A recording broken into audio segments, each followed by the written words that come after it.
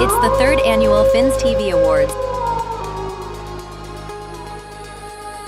starring Steve Hallett, Sherry Hallett, and Matt Armstrong, Eddie Chaput, Jason Sarney, Adrian Rainey, featuring Devin A. Jordan Brooks, with special guests George Albaran, Bobby Finstock, Evan Posner, Lou and Ashley, Bearded Phinatic, and more. Hosted by Fins Sammy.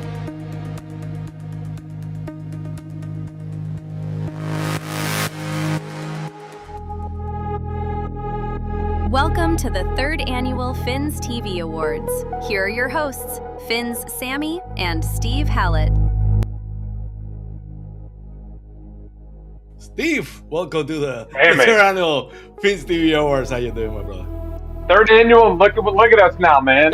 Yeah. Oh yeah, you did a little bit of a flashback to 2 years ago, looking like a bunch of ruffians, and now you've got everybody dressing up and looking sharp on the show tonight. Yeah, I love it. It's all about having fun. This year was a complicated year for the Dolphins, as you know. We had some fun at times, but it wasn't the best year. But we're still gonna celebrate. As being a Dolphins fan, the effort that some of the Dolphins players gave, because they deserve it to be. I contend that it definitely wasn't the best year for the Dolphins, but it was definitely the best season of Fins TV yet, and it's only going to get better. Absolutely. We of course during the evening going to have so many of our Fins TV family friends. Adrian, Rainey, and Jason Sarney already here. The lovely Sherry Hallett, part of the Fins TV crew already here. We're gonna have Bobby Finstock, Bearded Phinatic, Jones Albaran of the Fins Faithful podcast, and so many others, to discuss the MVP, the Offensive Player of the Year, the Defensive Player of the Year, the Leadership Award. But we're gonna start with the Fins TV crew pick for the Game of the Year. The Fins TV Crew Game of the Year Award. Week 10, Dolphins versus Bills. Tua, touchdown! Malik Washington. Walking inside the field. Second down and 11 for Miami. Tua looking deep, taking a deep shot. He's got Waddle down there. Touchdown! No! Flag is down as well. So a couple of things to sort out. What a toss by Tua. He wanted to play with conviction. This is conviction. Trusting his guy, Jalen Waddle. It's a one-on-one play with the rookie Harrison. He puts that ball up. Fresh set of downs for Buffalo. A pitch to James Cook. Cook inside the 30, lost the football. It's out. A scramble for it. And Miami has it. Either on third down. Allen to the end zone, and it is intercepted. Melifonwu with the interception in the end zone.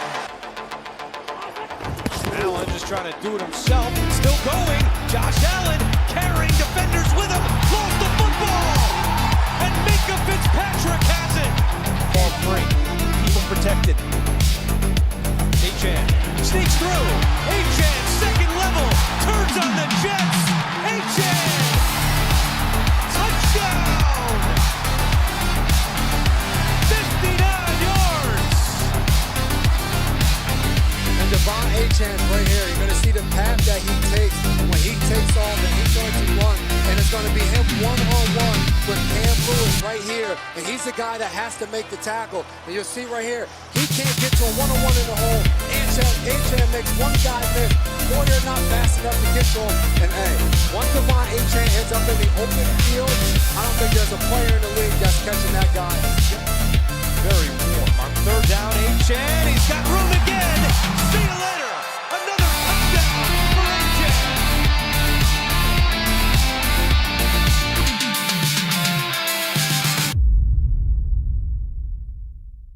Well, Steve, the victory over the Bills is the Fins TV crew Game of the Year. If it feels like so long ago, but it was a lot of fun too. Every time you have a chance to beat the Bills, no matter the outcome of the season, it's a great win.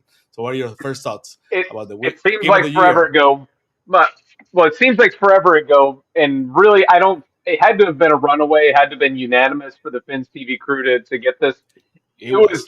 It was in a low point season. It was the top. It was the peak of what we had. Right. Anytime you beat the Bills, whether it's at the last minute in that September heat when the Bills just got absolutely beat down. We beat them at the buzzer.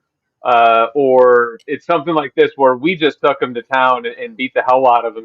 Seeing Achan do that, I think that the best part is seeing it over again right now. You're right. It seems like it was a long time ago, but seeing when Achan cuts through that hole and Poyer, who is talking shit, ends up flat on his face and, on his way to that 58, 59-yard touchdown. That was a fantastic game. All around was a phenomenal performance by the Dolphins, forcing turnovers. And really, you beat the Bills in Miami. It's fantastic because everybody knows the Bills travel very well with their fans, and they all left there extremely disappointed. So I'm happy about the outcome of this. Absolutely. So without further ado, let's welcome the people who voted for this award. The Fins TV crew of the lovely Sherry Hallett, Jason Sarney of Fins Favorite Podcast, and Adrian Rainey of the Rainey Pod. Good evening, guys. Looking dapper, everybody. Everybody. Absolutely. What up, that's enough for everybody? vacation. Already hot and heavy or 1,500 going live on X. So we want to ask you for please retweet the post. If repost, subscribe on YouTube. Follow us on X. So I'm gonna start with Sherry. Sherry, it was an unanimous vote. The Fins TV crew picked the game against the Bill as the game of the year. What are your thoughts? Because every time, of course, we had the chance to beat the Bills, it's always fun. But I want to know your thoughts. Well, my first thought is if that hadn't have won, it would have been the game I talked about anyway. So you were going to be stuck talking about this Bills game, whether everybody else voted for it or not, because you've said it. Everybody's going to say the same thing. Anytime you beat the Bills, it's a big fat smile. Anytime you beat the Bills and make Josh Allen look like he's playing pee-wee football, and I'll be the first one to do it, it's a big fat fucking smile. That's what it is. It's the best feeling ever. I want to see him cry. Yay. Woohoo. So yes, we always have family here, and the mood is always different because frankly, when you're having a year like this year, you don't have high expectations. So when all of a sudden it looks like we actually dialed that one in and we knew what to do and when to do it. It was like living in the Twilight Zone, and it was phenomenal. Absolutely. Again, every time you have a chance to beat the Bills after all, it's like Steve said, they travel so well. I have had the opportunity to win two of the last 4 games against the Bills at Harrow Stadium. They travel really, really well. So a lot of very drunk, very sad fans leaving that stadium. Love it. I remember that photo of that guy a couple of years ago, and the Ram. Basically, I've been to the game with that guy. It was not fun. They die every single time. So I want to go to the very dapper Mr. Jason Sarney. Jason, it's always a lot of fun when we have a chance to beat the Bills, but that was unanimous pick as the game of the year. So I don't know your thoughts about the game it was against the victory against the Bills.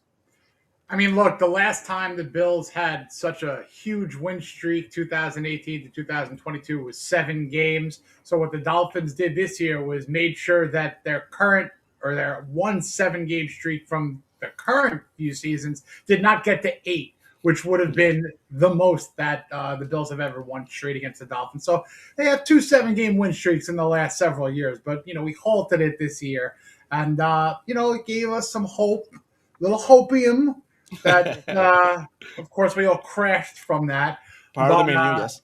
I'll tell you, look, anytime you could ruin the Bills' vacation plans, because that's what happens. The Bills look at this calendar, they find out when they're going to Miami, and those mafia members like to book hotels and go to the elbow room. And, of course, it gave us one of the great parting images of Mike McDaniel driving up and waving to the folks at the elbow room. So wish Mike well, but it was a win that we'll always enjoy, despite what happened the rest of the way. Definitely. Absolutely. I want to go to Adrian. Adrian, again, very, very, very handsome. Dude, handsome. Adrian, Jason, everybody. Look, damn, everybody. Right. Adrian, right. So, Adrian, it's always a great win when you beat the Bills, but, this game was not expected, the Dolphins to win the game. Everybody was even me was saying, I don't see so much of a chance. But when you give them the surprise and they're so confident, they travel so well to Miami, and that was a whoop ass beating against the Bills. So I don't know your thoughts about the game it was against the Bills, Adrian. I mean, just glorious, really. I mean, if anybody else would have picked a different game, shame on them. All right. Exactly. Seriously. It was That unanimous, yes. game was the highlight of the season, the highest of the highs, because we didn't get no higher than that. But yeah, man, to echo the sentiments of everybody else, man, you get beat the Bills, you get to have Josh Allen looking, frustrated and just out of his element. You gotta love it. The Dolphins clicking on all cylinders, man. It was a glorious win, and I'm glad we got to relive it again here on the show. By the way, everybody, oh, you, I need a you, dress. you I should have worn a you dress. I guys want to look say something, Adrian. absolutely I don't know how fantastic. to tie a Windsor knot, but when I need to, I'm going to call you because that looked good, All brother. right, I'm not a Neanderthal. All right, you know what I'm saying? I can Hey. tie a tie. I can tie a tie. Yeah, Good tie, good tie. I want to say, go then I ahead. add something, Sammy. So I Yeah. have a friend, had a friend, I haven't really spoken to this person in a very long time, but they're a Bills fan. And they have told me on multiple occasions that they would rather beat the Dolphins twice in a season. That's their Super Bowl. And I'm sorry, as great as beating the Bills is, I still want to put on record that I will lose to the Bills every game we play moving forward to get a Super Bowl. So you can take Yes. that Hell yeah. beating the Bills as winning the Super Bowl. No, it's not, but it was a definite high point of this season. Yeah. Absolutely. Yeah. I want to go a little Agreed bit on to that the one. chat. No doubt, with a comment. Who tied that tie for Adrian? He has asked who tied it. Yeah. Who has That two thumbs and guy can who tie has his two own thumbs. tie? Yep. Oh And of yeah. course, he's saying You already know. every time we had a chance to beat Joe Sal is a wonderful thing. Absolutely. Steve, I the other, learned like please go ahead. 4 years ago how to Okay. tie a tie, just to let you know. Okay. 4 years Man. ago. That's it. Great. But you YouTube. did. Old I dog, YouTube still man. University. I still have trouble tying the YouTube tie. University. It's too big or too small, too to the side. It's just a mess. I can, that's why I don't know where in tie. Steve, the other two nominees for Game of the year, of course, was the Jets game. That rivals game that the Dolphins, basically want to get the Jets again. Another game that every chance you have to be the division rival with the spotlight of Monday Night Football. The rivalry game. That's a great game. Or of course the Spain game. The game in Spain was that was the game that we basically Mark saying this might be the game my dad might be fired. Yeah. He survived the season, but other two games. I want to know your thoughts because every time the Dolphins got a victory this year kind of felt like a huge win, but at the end of the day, the Dolphins kind of rallied, but we fell short. Looking forward, Steve, what are your thoughts about your expectations, about next year with the Dolphins very quickly because we have to start looking forward Well, for the next I year. think I think anybody that is listening to the show this year knows that I was seriously the captain of Team No Expectations. I it really made it for my most enjoyable football season as a fan in a very long time. You get hyped up for Joe Philbin, for Adam Gase, for Flores, for McDaniel. McDaniel was justified because he put up some flashy shit, but it starts to wear on you. So really, the I'll take the wins. They're fun. Do I at the time I might have been like, this really kind of sucks because we're shooting ourselves in the foot with draft, position. I mean, frankly, we're drafting 11 in what I think is a very deep draft for what we need and what I think Sully's going to be looking for and building what we need here as a franchise going forward. So, um, I don't know what to expect, but I'm going to continue to captain that boat. So anybody who wants to get on the SS No Expectations, hop aboard because I'm driving.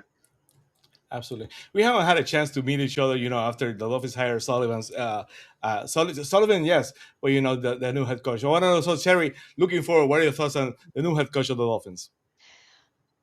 I'm open. I'm open because I don't know enough about him. I don't know what he's capable of. I don't know what his true vision is. I've had many people ask me on a scale of 1 to 10, how do you feel? I'm a 5. I'm in the middle. I don't feel bad about it. I don't feel great about it. I feel we have a new coach and time is going to tell. I want to see how we draft with a new GM and a new coach. That's going to be the first test is let's see what we do bringing in personnel, making deals, making sure we don't trade away the farm for big stars and give away our future. So I want to see I want to see how this team builds. And then you have mini camps, and then you have training camp, and then you have preseason. I don't know what to think yet. So I'm going to reserve judgment. I'm going to reserve saying, oh, it was a great call or a terrible call until they show me. Was this a great call or a terrible call? I don't Your know. mic is going out. Your My mic connection is is. going out. Oh, I there you go. Now it's better. There you Okay. go. I Sorry. don't know if it's a good call or a bad call, and to sit here and pretend that I do would be silly. So I'm going to learn as the rest of us learn, and we may have differing opinions, a lot of us, but I'm going to give them a chance, and that's all I can do because I don't have a damn clue what they're going to do. Again, Jason, we haven't spoken on Fins TV since the Dolphins hired Halfley. So I don't want to know your thoughts about the new head coach of the Dolphins.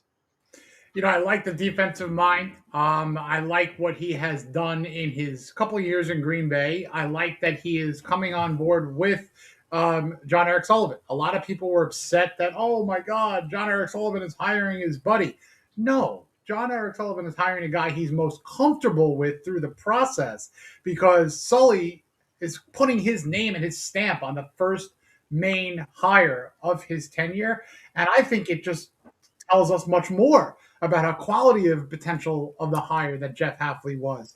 He's got good pedigree. He spent some time at some, Ohio State. Obviously, if you look at record at Boston College, he didn't have a phenomenal record. Not the easiest program to recruit for and to attract people to come play for, but he's got that experience. And look, I like where he's from. He's on the border of New York, New Jersey. He's in between the Garden State Parkway and the Palisades Parkway. This is my kind of people. You know what I mean? So Montvale, New Jersey. So I like the potential. I truly do. And I think that he's going to help bring a new culture. I think that with the team build and mindset of what Sully and Halfley are going to do, it's going to be my favorite D's: draft and develop. So, Steve, you're 100% right. The expectations for this coming season, I'm on your caboose right now. I'm with you. I'm driving with you. But in 2 or 3 years, we could look back at what they do in this offseason on how they're going to flip and 180 the culture and the build of what we're used to and seeing from the Miami Dolphins. I'm on board with that. Adrian, very quickly, what are your thoughts on the new head coach of the Dolphins, Jeff Halfley? Yeah, I got 3 things first. I'm not going to get into Jason's favorite D's. All right, we're not going to get into that. Don't call him Sully. Don't call him Sully because Sammy hates. I'm not gonna do his hyphenated name. I don't do hyphenated names. You're a real man hyphenating your name. You got problems. I don't know, Sully. And then Steve. What? Where's that headshot of you? Where's that Steve been all my life? All right. Tell me about it. What a no. handsome. But no, yeah, I'm right where Sherry's at. I'm like waiting to see. I want to see what they do on the field, what kind of mentality the team's gonna have. You got to show me, man. You can sell me a dream so many times. The Dolphins been doing that to us for years and haven't gotten any wet dreams really. So we're easy marks though. Yeah, but I'll let it go. I'll let it go and play out on the field.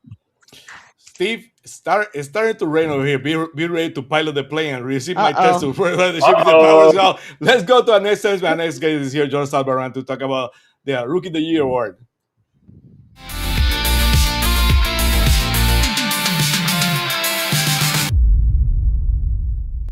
Well, Steve, our next award of the evening is the Rookie of the Year award. That rookie class was not graded very well by the critics. The rookie class by former general manager Chris Greer. We never call him Greasy on the show, so Chris Greer it is. So let's go straight and welcome. Sharon is back with us. John Salbaran, of course, and let me put you over here, Steve, because you're missing over here, and there you are. There's Steve for the award of the Rookie of the Year. Welcome, George. How you doing? Long time no see, brother. Live from Aruba, our friend George Salbaran. How you guys doing? I see Jason all the time, obviously, but you guys look great. No big deal. Who cares? Who cares about seeing me? See you tomorrow on Thursday, Jason. See you tomorrow on Thursday, exactly. I wanted to talk to you guys about the Rookie of the Years because, of course, you're doing such a great job on Fins Fable. Now you're in the off season. You're having the draft room show. So I wanted to know your thoughts about, that that rookie class last year, didn't meet expectations of many. The critics basically bashed that rookie class. If they graded, if you go by grading, probably the worst class in the NFL. Sabanea didn't meet the expectation. Grant, defensive tackles usually are low developers. So I want to start with George. George, before we go to the rookie of the year, what are your thoughts about last year's rookie class? Yeah, I think it obviously wasn't a great rookie class overall. I thought they had a lot of guys who played. I think there was a lot of snaps. That was different. But we'll start from the top. Kenneth Grant. I think Kenneth, probably second half of the season, you started seeing the flashes of the guy we saw in college. I'm not as worried about him. I think it's coming. You remember when Christian Wilkins and a lot of these guys, it takes a little while for the linemen in general. Savigne is the one I'm worried about. He was a guy I liked coming out. A lot of us did, but he's the one that I'm worried about because there's technical stuff that should have been fixed and taught already that hasn't been. So I'm worried about him. And I think, Jordan Phillips to me, we'll get to the rookie of the year, but out of all the guys, per pound for pound where he was drafted, I thought he was the best rookie of the group. Highest graded defensive lineman of the group on PFF, was steady all year. Jason Marshall got to play, had some ups and downs, got that pick in the Bucs game. He dealt with some injuries, but they trusted him early. That was a good sign. We'll see what he does next year. Quinn Ewers, again, Ewers is a guy, at worst, you got a backup quarterback in the 7th round. That's a win for me. I like what I saw. I can't tell you what I think he's going to be. My guess is at most he's got backup potential, but there's something there. Obviously, he didn't look out of place, especially in this offense. Who am I missing? Jason Dante Trader Jr., who I think is a guy who's going to contribute next year, keep getting better, real instinctive. I thought overall, not a great class, but I think this year was a lot of guys played. We'll see. Maybe the class gets better next year if we want to be optimistic. But it was Chris Greer, so. Yeah, absolutely. Jason, you're doing, again, such a great work with George on Finn's Fable during the offseason, now with the draft. What are your thoughts looking back about the last season rookie class? For Chris Greer, last class of being the Jeff's general manager. Thank God. There were, thank God. There were ups and downs. Obviously, Kenneth Grant didn't start off phenomenally. He kind of came on, and for a first-round defensive tackle, you hope that he progresses. He had a couple of good last back end of the games. Tampa Bay had a really good game, but Jonas Savaiinaea is the major F. He was a failure of a pick so far. He was literally the last ranked graded guard in terms of pass protection, like the third worst in run protection or reverse, but bottom barrel. But it got interesting in the later rounds, the 5th round. There's potential with Dante Trader Jr. and Jason Marshall Jr., as George referenced. I'm going to skip a player for a second. Ollie Gordon showed a little bit of spark, regressed a little bit, but that could be from offensive line play, coaching calls, what have you. Quinn Ewers, I agree with George. Anytime you could have a 7th round quarterback leapfrog a $6 million paid backup and now is going into this offseason is maybe the guy, that's a win right there. So the potential for Quinn Ewers, I love. Zeke Biggers, hey, for what you could ask of a 7th round draft pick, nothing to write home negatively about. Two-faced player, getting his hands on kicks on special teams and being an absolute viable reserve or rotational lineman. The player that I skipped was my pound for pound, round for round rookie of the year. Don't look at the stats. Look at what he has done on film for a trench player, Jordan Phillips. So young, so as a wrestler in his background, he's got that leverage that you want. He takes on multiple blockers. He is a guy that I think, look, if you get him to that 4th, 5th year when he's 24, 25, and then he signs a next contract with the Dolphins, this guy could be a poor man's Paul Soliai, for my money. So I love Jordan Phillips. I love his work ethic, his demeanor. It's almost like he's a veteran in a rookie or a soon-to-be sophomore's body. And don't look at the stats again with him. Look at what he could do for the overall front and the people lining up next to him. I really hope that next year, when those sack numbers come up in Jeff Hafley's defense, we're looking at Jordan Phillips taking on multiple people and then edge rushers and other interior linemen getting sacked because of the presence of Jordan Phillips. So really high on him. And, let's see what the rest of those rookies do in year 2. Absolutely.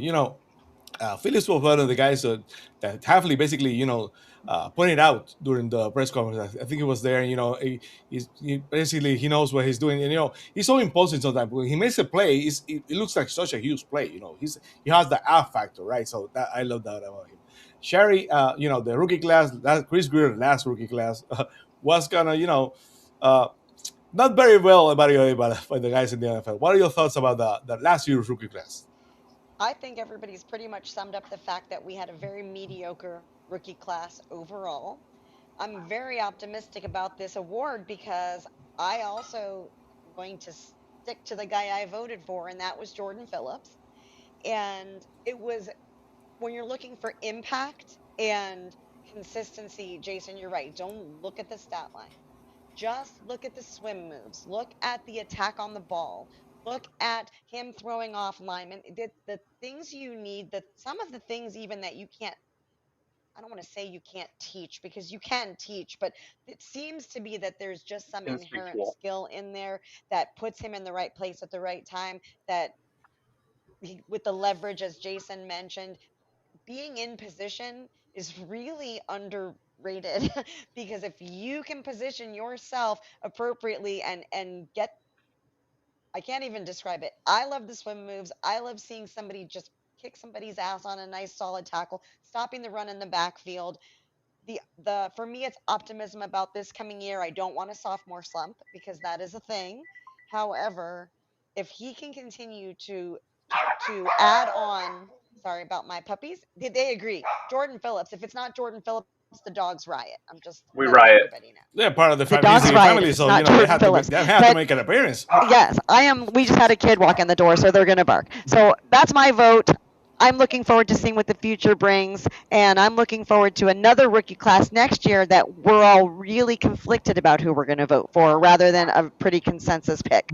I want to add something, Sam, if I can, on Let's go Phillips. ahead. And I agree with you guys, but what makes him special, as Jason mentioned, is he's a short bowling. It's like a bowling ball of dynamite, and he's a zero tech. There's no mistakes about it. This guy's not going to rush the passer. I mean, maybe in the new system, but what sets him apart is the rare play strength for a 21-year-old. When he's 25, you remember Randy Stark's kind of power? That's Yeah, what man. we're looking at. Not the same player. He's shorter, Tim Bowens. but Tim Bowen, yeah, it's rare his strength, like weight room strength, and that's the difference there. He's got a high floor. Like I'm not. Sherry said, second year slump. I hope not. But his floor is a guy I don't worry about. And one more point to add on Halfley, I think it will help Kenneth Grant. Halfley's kind of defense is one gap. There's no taking on two guys. They want those defensive tackles to shoot and penetrate, and kind of Kenneth Grant's good at that. So I think you'll see it enhance hopefully under Halfley with those guys. But yeah, Phillips was my vote. Absolutely, Steve. Before we go to the nominees, I want to go back to you. The rookie class last year on the world in Savanea, rated the worst guard in the NFL. Grant, like we said so many times, defensive tackle stays sometimes time to develop. Jordan Phillips was a bright spot. The fifth round picks were basically a bright spot. So I wanted your thoughts about Chris Greer last rookie class. Fifth round picks are the Dolphins' honey hole. They have been, and they will continue to be. You got Rashad Jones. You got one Andrew Van Ginkel. Uh, So we've Hey, got Jason. something with those fifth round picks that you know what? I'll cut straight to the chase. Goodbye, Chris Greer, because how many times have we moved up for players or picked an offensive lineman when there were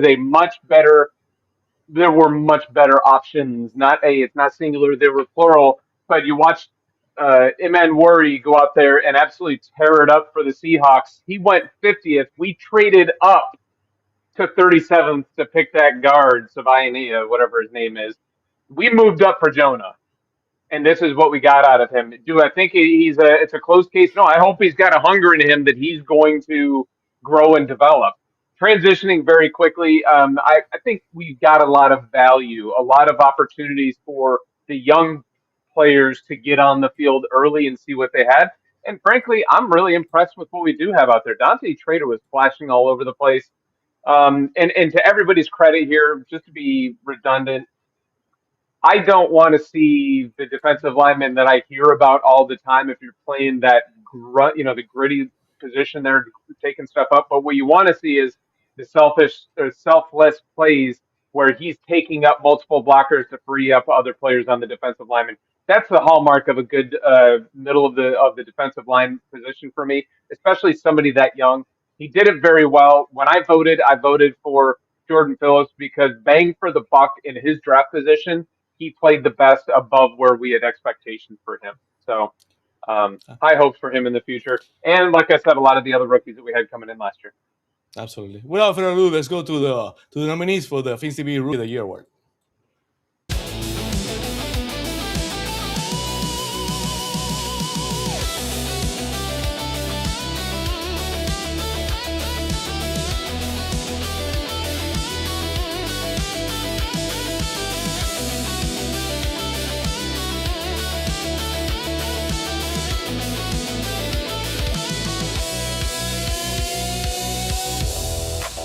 The Fins TV Rookie of the Year award. Here are the nominees. Kenneth Grant,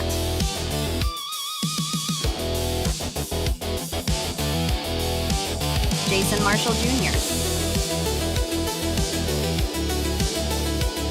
Jordan Phillips,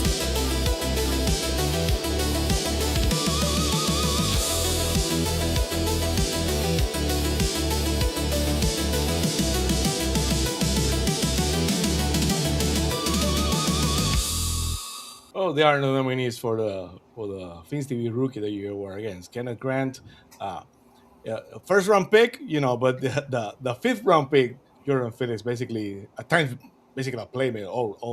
Once in the season, basically I have played, and Grant had so many opportunities at the start of the season, but by the end of the season, Jordan Phillips. So it's gonna be interesting to see who's the winner of the Fins TV Rookie of the Year award. So should we go to the winner? Right? We shall.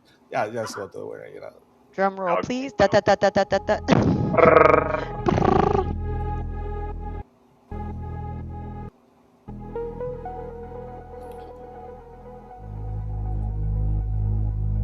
It's Jordan Phillips, of course. Yeah.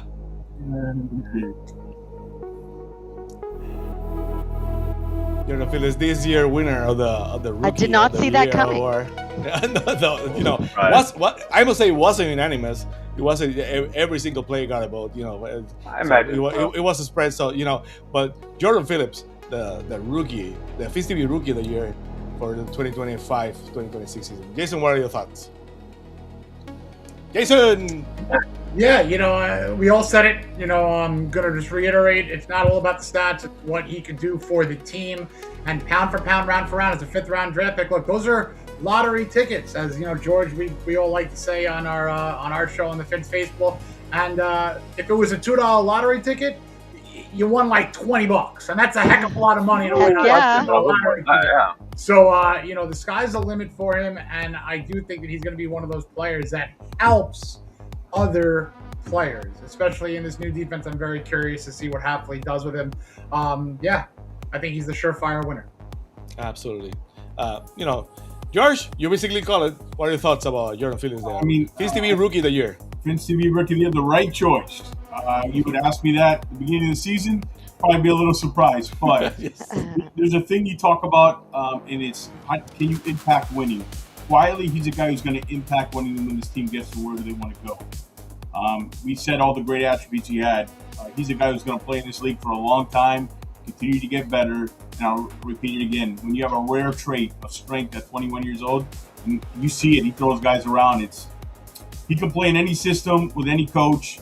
He's going to impact this team. And I think he's also a guy that people will follow, the leadership, the work ethic that he does in the weight room. He seemed to have his head on together. So he could be a future one of the league captains down the road. Not yet. So I think it was the right choice for the Fins TV voters here, Jordan Phillips. We're going to talk later about the leadership award, but that's a great point. This team might be looking for leaders soon. So, Sherry, what are your thoughts about Jordan Phillips, the Fins TV Rookie of the Year? I think it was the right choice. It was my vote, so I'm always happy when my vote carries through, just like it did in the original Game of the Year. So I think we've all pretty much come to an agreement that for a fifth round pick, we got a good one. And I'm looking forward to a long storied Dolphins career. And when we're all super old and super gray and he retires a Dolphin, we can talk about that we called it when. We considered him our Rookie of the Year way back when. Absolutely. Over 3,000 watching on X. Please, give us a follow at Fins TV on X. Steve, what are your thoughts about Jordan Phillips, the Fins TV Rookie of the Year? Like Sammy just said, if you have not yet liked, subscribed, keep on following us here at Fins TV. Hands down, the best podcast production of any Dolphins podcast out there, bar none. Even those that are officially licensed by the Dolphins. We've said it all.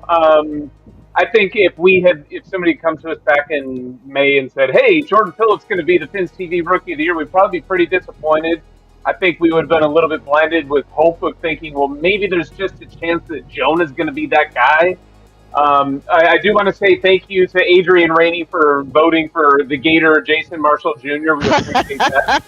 And but no, Jordan Phillips, really looking forward to what he can continue to produce along with the other fifth-round draft picks that we had last year. Sammy's looking. So, all right. You can't bother Adrian right now. He's busy posting on the board about hole fillers. Leave him alone. He's gonna be up with us in the next segment. George, you and Jason, you guys are doing a great job. Here comes the text, Steve. With the War Room show. Tell me about what you're gonna do this off season with the War Room, because I had a lot of people watching. I want to give you the best opportunity for to let them know how you can find you on social media and what you're gonna do on the great show, the War Room. Thank you. I guess Jason, I'll go first, right? Jason and I, obviously my co-host. Yeah, every Thursdays, 8 p.m. Eastern, we have the Fins Faithful War Room. It's our draft show. We had a heck of a mock draft last week. It was a lot of fun. This Thursday, we're going to have another show. We're going to look at trade back options. Like if they decide to trade back, who are some of the targets? Everybody's talking about, we've talked about pick 11 for months now, and we know the guy's name. What if they trade back? And on our regular show, Jason and I, tomorrow, the offseason is starting, and we got Dave Hyde back on from the South Florida Sun Sentinel, joining us tomorrow at 8 p.m. So, yeah, man, check us out on the Fins Faithful Pod. We're friends.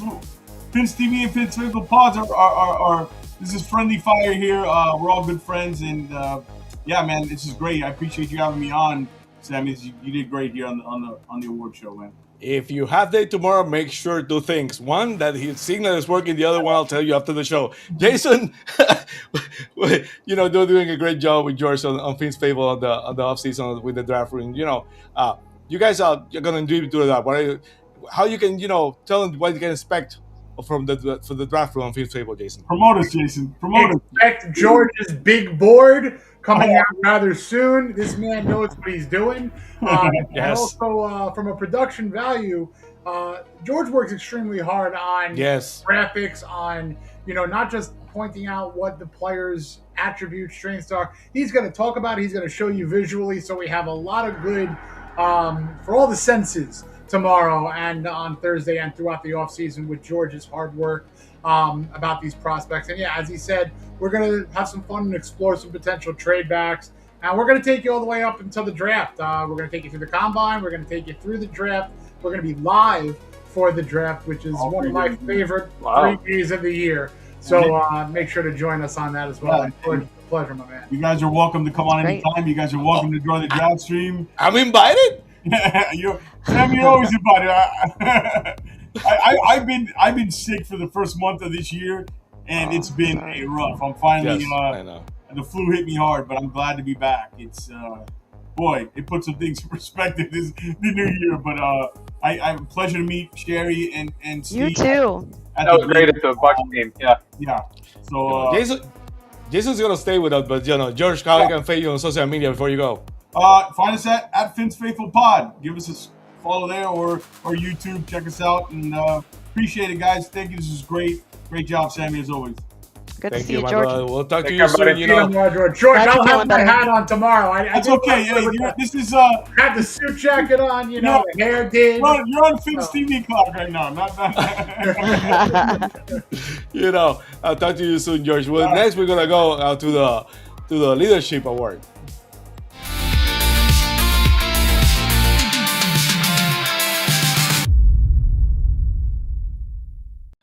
I love George. Everybody, please follow him on Fins Faithful. They do a great job during the offseason. So much info in so little time. Him and Jason do an awesome job. Well, Steve, the next award is the Fins TV Leadership Award. Other than Don Shula, has the qualities that basically embody being a leader. Like Don Shula, that kind of character. The last two, leadership award winners have gone out the door as soon as they won the award. Who are they? Wilkins and um, Teron Armstead, left that last year. Okay. So right. Hopefully this year that doesn't happen. This team loses leadership, so let's welcome our panel back. So here they are. We're bringing back Adrian, Rainey, and the Rainey Pod, and of course Jason, Sarney, Shari had it. I want to start with you. Do you have to take off your chest, Adrian? Anything you had to say before we start? You muted. You put in a hat. How dare you, Sammy? I told you that in confidence. And you go behind my back to handsome Steve and give him the goods. No, he's not a Gator. He's not a Gator anymore, guys. All right. He's a Dolphin. He's a Dolphin. He's a Dolphin. Yes, sir. You keep telling yourself that. Let's stay with Adrian. Adrian, the Fins TV Award for leadership award only on Shula, but it's basically that. It's the best qualities of leadership, the embodied leadership for the Dolphins. Christian Wilkins and Teron Hamster left the year after being leadership, and at times this team had not been very well known for toughness or for strong leaders in the locker room. So, what are your thoughts about the importance of leadership on this? Basically, next team next year is going to be a very young team. What are your thoughts? Well, I think we saw the importance of leadership this year, especially with the way things went, players only meeting, and after the first week, like it just seemed like there was a lot going on behind the scenes that this Dolphin team just didn't have that group of leaders. But I felt like we did have some. One, I don't think that we didn't have was our quarterback. That's my personal opinion. But we did have. I don't think he was a choice for us anyway. Yeah, exactly. No, and thank God for that, because 0 votes. All right, 0 votes. But yeah, man, I think we had some, and it just wasn't enough. When you have other people in the locker room that are supposed to be leaders that aren't, so, and then the head coach, all that stuff. But then we saw the importance definitely this year out of any year in the last probably 5. So you definitely need that. You need it. You need alphas. You need leaders to hold everybody in check, and that people look up to respect and follow. So yeah, we just missed that a lot this year, though. Absolutely. Jason, basically it's the same question. Leadership is important. The leadership, the Fins TV Leadership Award is on Don Shula. The qualities about the leadership, Don Shula, great leader, a man's man, if you will. But leadership, sometimes this team, a cast of characters, the head coach wasn't, seen as the best leader of men, if you know what I mean. That's debatable. Of course, there are different ways of leading. But I want your thoughts about this team, how important it's going to be moving forward for this team to find that leadership that also probably the Dolphins need, with so many guys probably out the doors after this season. I mean, it's huge when you consider, you mentioned a couple of names who were leaders that have left. I'm going to name a couple of guys who were named captain, and you wonder why they were named captain. Specifically a guy like a Jalen Ramsey, great player, but look at what happened when things went south. Give me a guy that when things are going south, he's pushing people to go north, so to speak. And Jordan Brooks is that guy. I mean, this is a guy who is a Pro Bowler, an All-Pro, led the NFL in tackles. And you know what he said at the end of the year? He didn't do enough. He literally said, I didn't do enough. But what we saw him do was literally step up as the quintessential leader on this team, like a Zach Sealer. Nothing against the Bradley Chubb, who is a captain, but we might not be seeing Bradley Chubb in South Florida anymore. So when you look at who the absolute man in the locker room is for everyone to shut up and listen to, it's Jordan Brooks. And that's offense, that's defense, that is the whole lot. So you might as well put another star in that box where the C is And you know that hopefully he's going to be a Dolphin for the rest of his career, and he will never not have that C on his jersey. He was phenomenal. Second year in his career that he led the league in solo tackles. And I'll tell you, whether it's the second year defensive lineman, whether it's any other free agents coming on board or any rookies, you are going to answer to Jordan Brooks if you're on that defense. And I cannot wait to see him in Hafley's system. And yeah, to me, he is the surefire leader of this team. Yeah, Jordan Brooks. You know that term "dog" used so many times, but you know that anyone and no one can debate that guy. Basically, is what you know. If you look for the dog term, you know that's it. Jordan Brooks, the guy. Sherry, you know you're very fond of Don Shula. The Fins TV Leadership Award. His name was Don Shula. You know the leadership, the qualities that basically embody the being a leader like Don Shula was. I know Don Shula had a very special space in your heart. So, I want to know your thoughts about the importance of leadership going forward with the Dolphins. If you don't have someone in that locker room who can bring everyone together when the chips are down and when the shit hits the fan, it's over before it starts. Jordan Brooks is that guy, and I'm so glad to hear everybody else saying it because that's who I voted for as well. And I hope that there's enough of a consensus that we stay on this winning streak. He was consistent in every aspect. The man had the most tackles since Zach Thomas. That's saying something. I mean, that's fourth most in Dolphins history, but not just on the field, in the locker room, on the sideline. He is a voice they listen to. He is a voice that's respected. I know you said, Sammy, it's just, debatable with Mike McDaniel. We don't, we think from the outside looking in that he lost that locker room, that from inside out, they said, no, these guys are playing for him. They love him. But it's not transparent. It's not obvious. You don't have to wonder with Jordan Brooks. You don't have to say, does he have the locker room? Do they respect him? There's no question. So we don't have to say there's a persona out and there's a persona in and we're not sure. I'm sure. So I'm curious to see where everybody else voted, but I have no doubt Jordan Brooks was our leadership award winner. Steve, let's go to the nominees and let's go down there after that to you. Let's go to the nominees. Let's do it.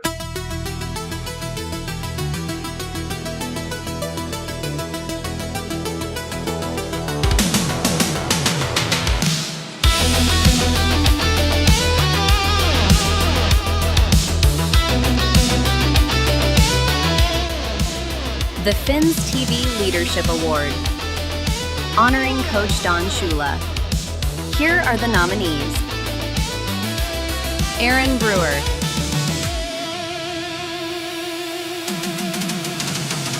Bradley Chubb, Jordan Brooks,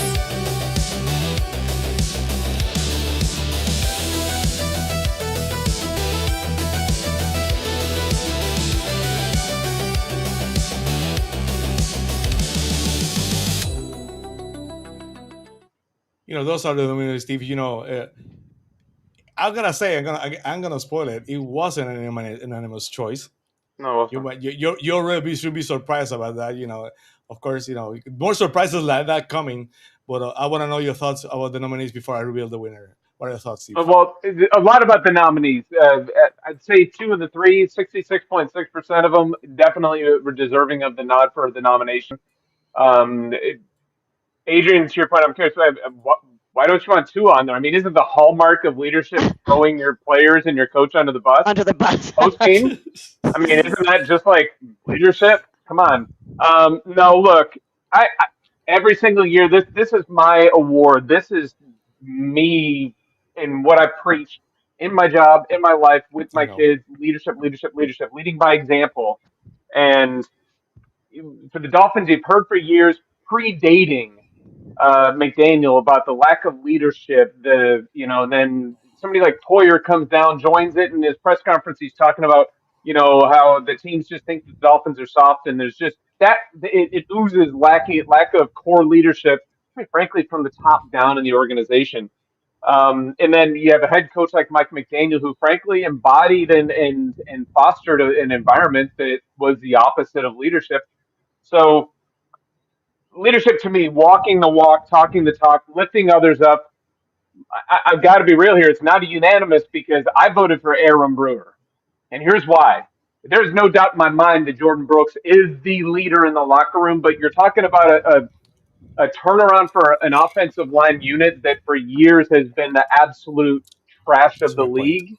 And he led by example. The guy was consistently, first of all, came in here. People are saying he's too small. He's not going to be able to do it. My man put his ass out there and was 15, 20, 25 yards downfield, carrying out blocks, doing the pancakes, showing the young guys what needs to be done in order to be a leader and be a winner in this league.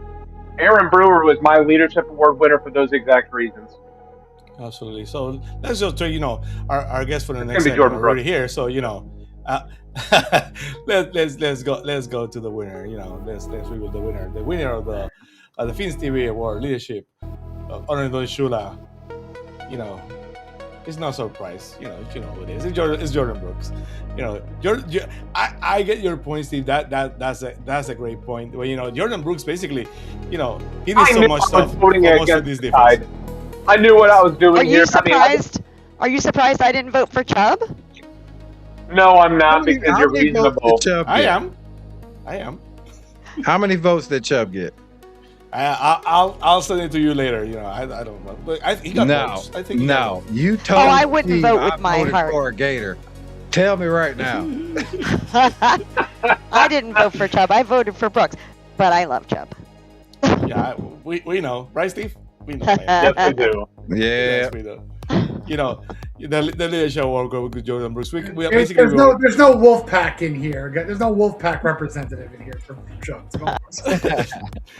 It's no surprise Jordan Brooks. So it's like you guys said.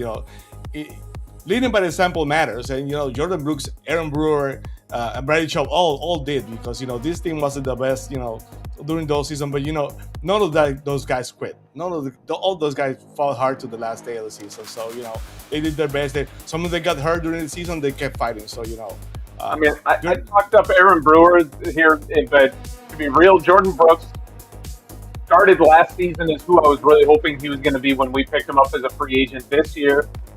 Well surpassed it because I didn't think that type of performance for 17 games was possible by a Miami Dolphin under Mike McDaniel. I didn't think it was possible. That guy plays with something to prove, and that's a legacy.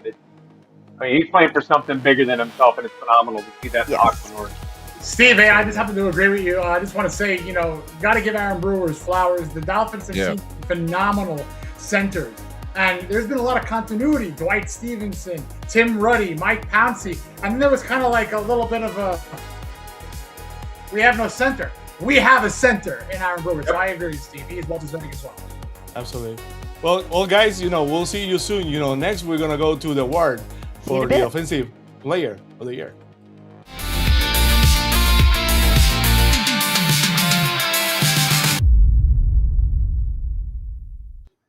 Steve next is the offensive player of the year. This year, the usual suspects nowhere to be found. Tua wasn't nowhere to be found. Tyreek got injured, nowhere to be found. So it's going to be very interesting to who's going to be the offensive player of the year. So our guests are here for the next segment. Okay, Lou if Lou doesn't come on here, hold on, I've seen Lou sitting in the green room. Oh, right, yeah, man. He doesn't come out here like spitting out a promo like he's on WWE. He's doing it wrong. It's Sonny Crockett here. Sonny Crockett, Miami Vice, baby. I like it. Those shade. Ashley, Yeah, good evening. Hi, guys. Good evening. Nice to see you guys. This year, like I was talking about, the usual suspects for offensive player of the year, Tua nowhere to be found. He might be leaving after. She should probably more than likely be leaving after the season. Tyreek Hill, so many expectations on Tyreek. No matter what, probably a counter year for him. He got injured, so and could not even finish the half of the season. So, a new set of offensive players for next season. What are the thoughts about what is this going next with Jeff Hadley? You have these thoughts? You have an opinion on that? I want to start with Ashley first, if you don't mind. For who I think. I know. First, I want to know your thoughts going forward. This team going forward. This offense is going to be basically new. To the door. Yeah, Tyreek at the door. What are your thoughts going forward? It has to get better. And the way it gets better is we need a new quarterback, right? If we brought in a new GM, we brought a new head coach, why keep old baggage? And the old baggage is Tua. We've had different coaches try to make Tua into a star, going back to Brian Flores. McDaniel tried, and he's not the guy. So if this offense really wants to have a fresh start, like our coaching, with our head coach and our defensive coordinator and our GM, it's going to have to start with Tua. So you need a new quarterback in the position. Then the conversation comes with Tyreek Hill. We didn't see Tyreek this season. That was disappointing. So what do we do with Tyreek? So I think in order to really assess this offense, you need to address the two elephants in the room, and that's not Lou and I, but that's Tyreek. Thank you for that endorsement. But I'm with Ash. Would you say, Sammy, in terms of what Jeff Hafley's identity is, and that's on the defensive side of the football, but you definitely got to shake things up on offense. Under McDaniel, unfortunately, we didn't have a lot of depth at the wide. Definitely not used. Bringing in a guy like NWI that you never heard of him. The Odell experience the year before failed. So hopefully we're able to captivate the offense going a lot more in addition to the three candidates that are up for the award this year. Absolutely. Steve, that's the question going forward. So many of the usual suspects out the door next year. Well, with Jeff Hafley now being the new head coach, Packers South, they're calling, basically the Dolphins right now. What are your thoughts about the offense going forward for the Dolphins, Steve? Well, what I really think is we're going to have to take a step back and set some proper expectations when it comes to the quarterbacking position, because I really will be surprised if they try to even take a swing at Willis. I think we're going to be looking at Ewers, a journeyman quarterback, and then probably draft another one. So that tells me that, and then along with the Sullivan and Hafley, that Green Bay connection for them is build the trenches. And I expect to see a much more robust attempt at building a running game with some good passing in there. But I really expect us to really build up that running game. And that's going to really evolve around Devon Achane. Really like what Jalen Wright did this year in terms of turning some of the more opportunities that he had. Not enough of them, but he got a taste of what it's like. And Ollie Gordon, unfortunately, really tapered off towards the end there. But I think as a young rookie, he's got some room for growth, and I expect him to take a better step forward. So I really think an offensive trenches, more gritty, being able to compete with our division opponents up north. That's what I'm expecting. Absolutely. Over 3,500 watching on X and over 3,500 on all platforms. So we want you to please go to X, please follow X, please subscribe on YouTube. Without further ado, why don't we go to the nominees for the Fins TV Offensive Player of the Year award?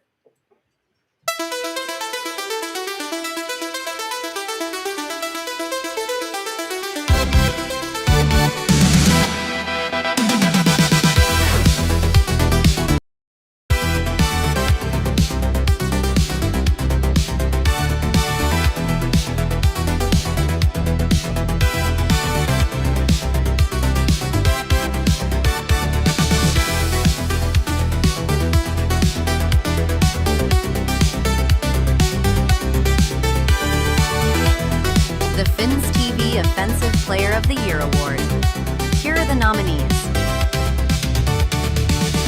Devon Achane,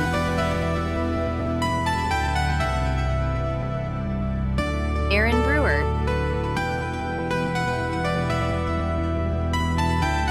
Jalen Waddle,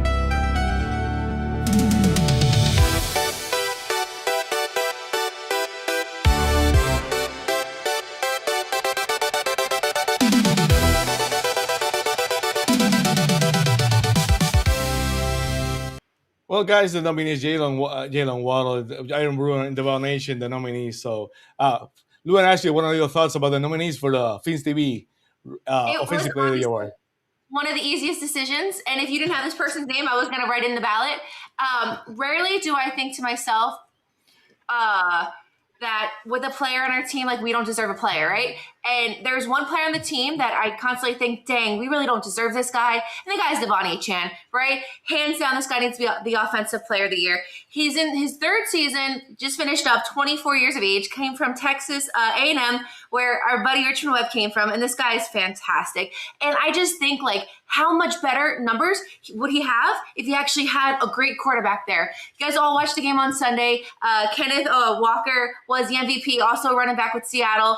And you can't tell me that Achane's not better than Walker. So hands down, Devon Achane, I'd vote for him again, and just one more time for the trenches. Absolutely. I love it. What are your thoughts, Lou? Yeah, no, three great nominees, but look, this should have been unanimous. It's got to be Achane. I love Brewer, keeps that offensive line. You know, a lot of people think it's average, maybe mediocre, maybe below mediocre average offensive line, but definitely Aaron Brewer was the guy that kept that together. Tremendous leader. So much you could say about him. We are very fortunate to have him. Yeah. Waddle, I got to be honest, with Tyreek going down, expect a little bit more out of him. He had his chance to prove that he's the number one overall receiver to be on your offensive side of the football. And I don't think he did that, but, he's been there, more often than not. But look, this is unquestionably Devon Achane getting better every year. This year, 1,350 yards. 8 touchdowns his first year in just 11 games, 6 touchdowns the next year in his sophomore season, 8 again this year.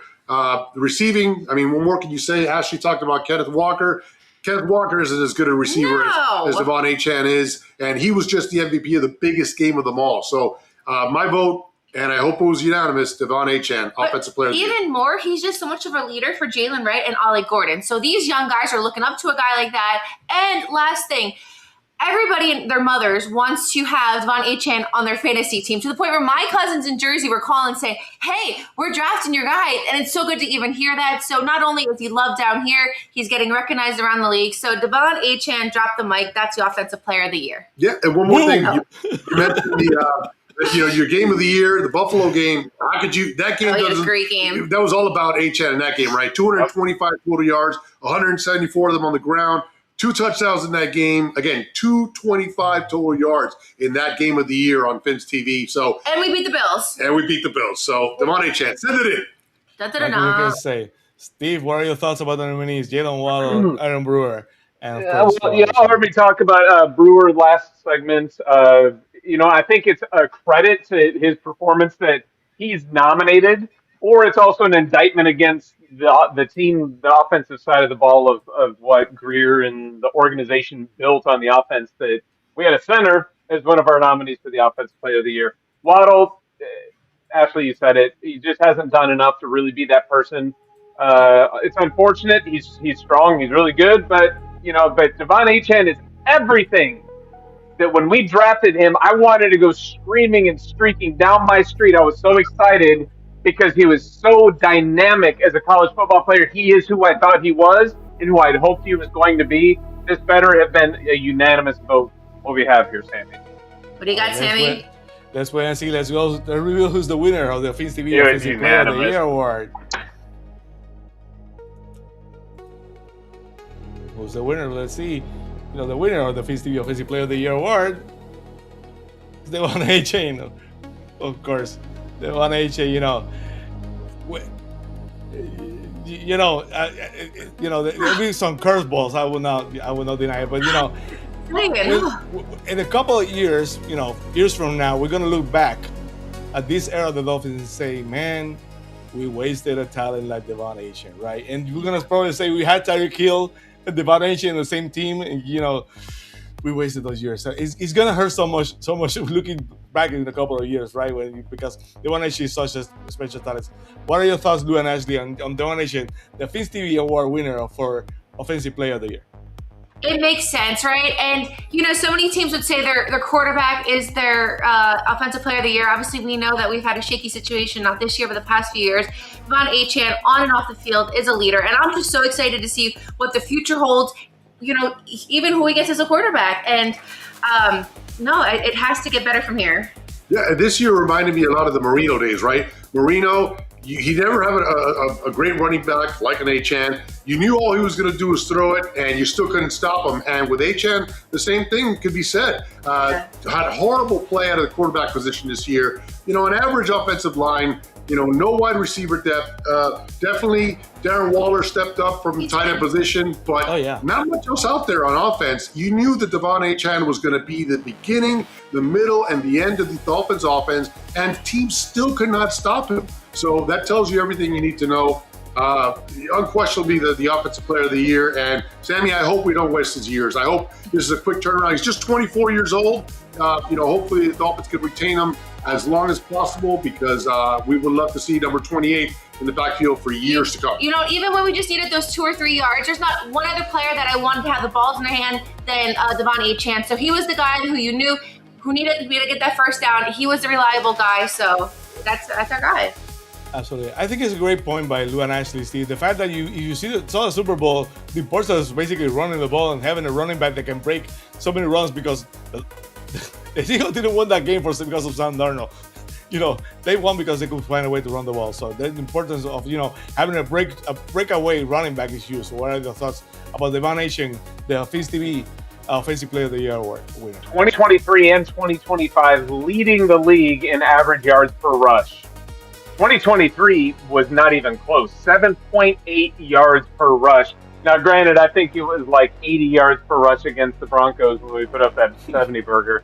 But so that kind of skewed it a little bit.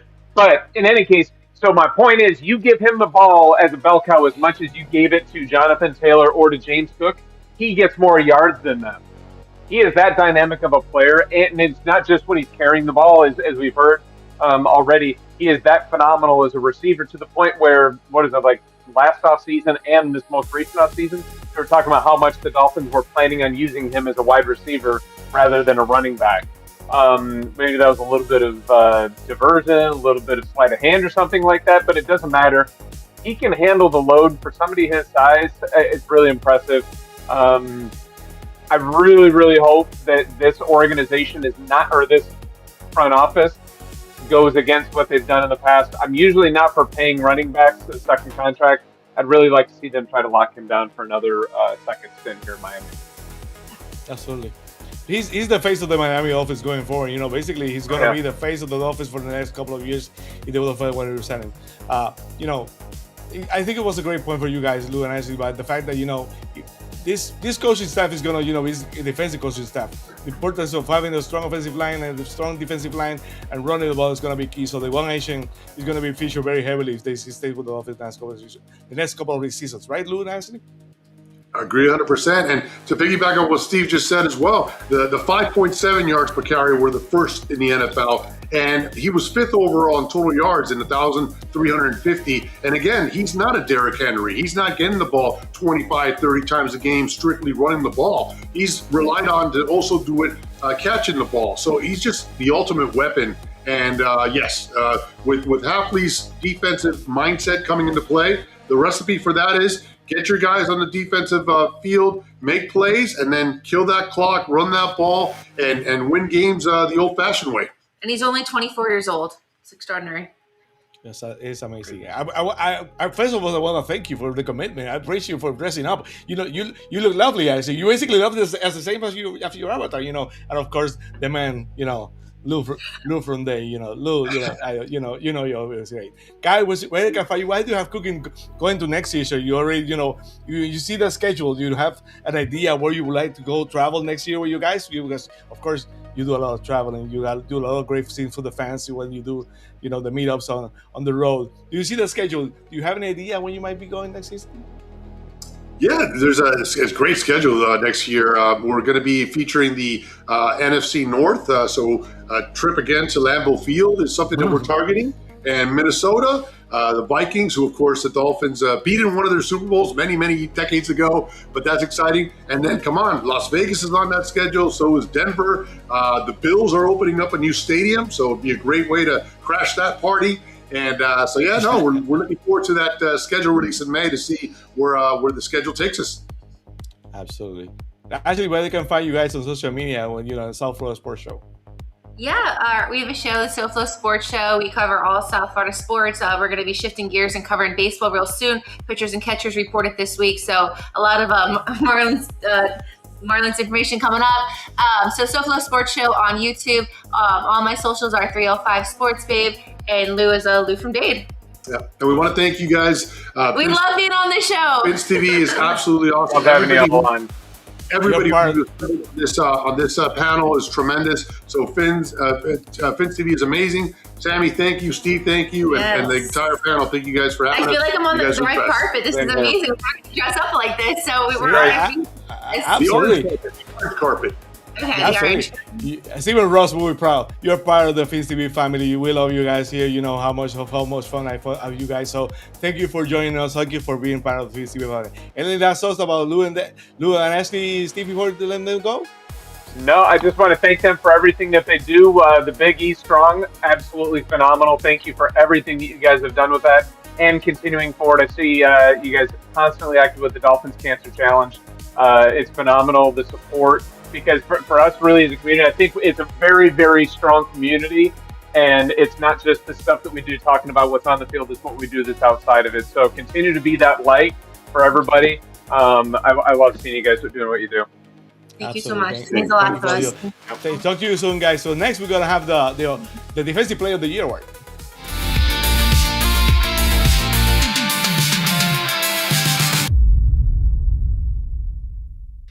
Well, Steve, next is the Defensive Player of the Year award. You know, this even need to bother.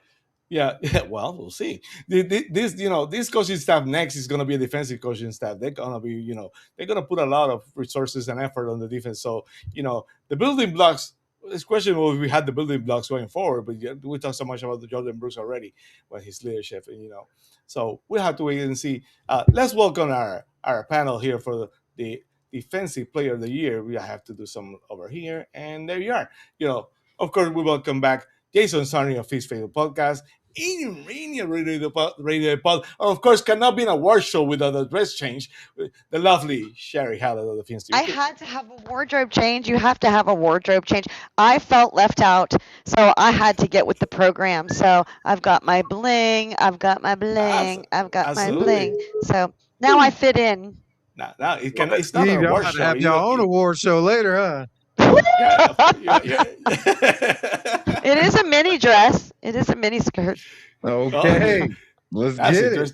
That's it. So let's speed it up so you can catch up. The Defensive Player of the Year award, the Fins TV Defensive Player of the Year award. We were talking about, Steve and I, just a second ago, about the importance of the defense going forward because, of course, Jeff Hafley is a defensive coach. That you saw the Super Bowl. The defense basically ruled the Super Bowl. Both defensive teams, boring at times, but defense wins championship and run the ball wins championship. We already saw Devon Achane win the Offensive Player of the Year by running the ball. The Seahawks found a way to win that game. So I want to start with Jason. The importance of the Dolphins defense going forward, Jason. What are your thoughts?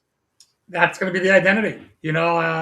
It's funny. The Dolphins have had cyclical, we're a defensive team, we're an offensive team. Well, we're back to a defensive team now. So, and that's what I think you need. And I think the Seattle Seahawks just a couple of days ago proved very good defense, very good running, and very good special teams is the formula to win a Super Bowl. I'm not necessarily saying the Dolphins are going to start winning a Super Bowl starting next year, but the mindset shift has to go back to a defensive-minded team. Jordan Brooks is the key to that.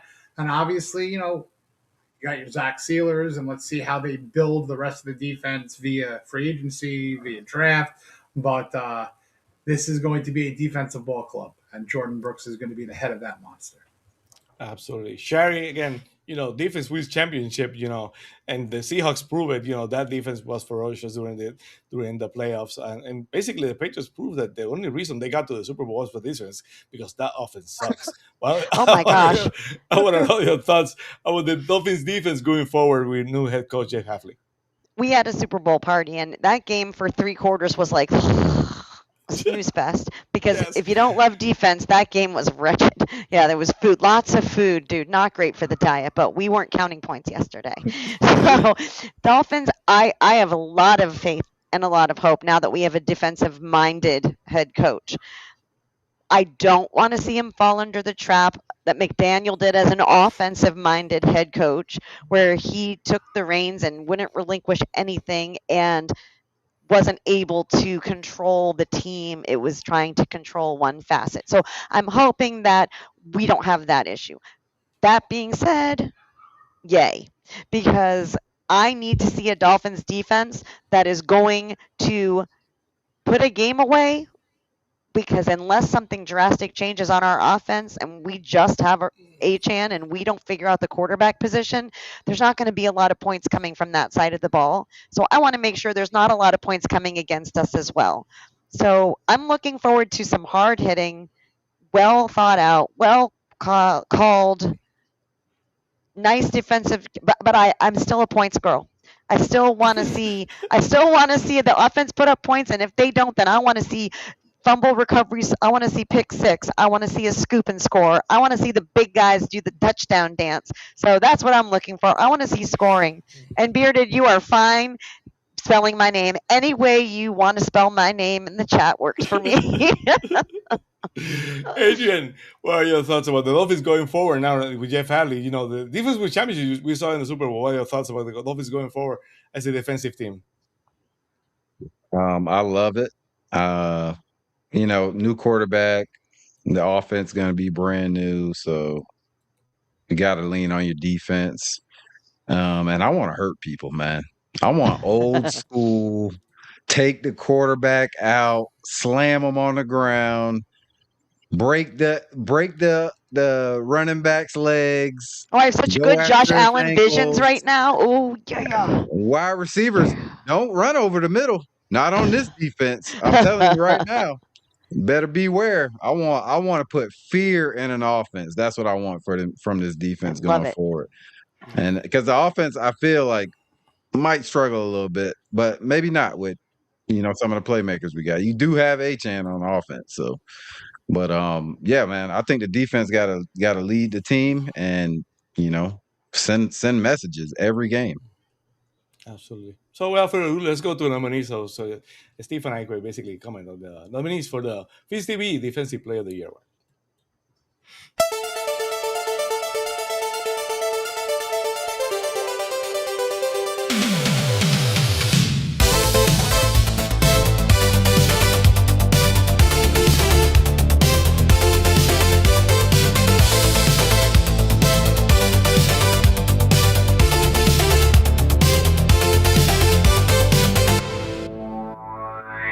Fins TV Defensive Player of the Year Awards.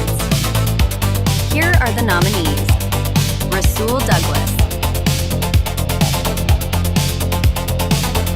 Bradley Chubb,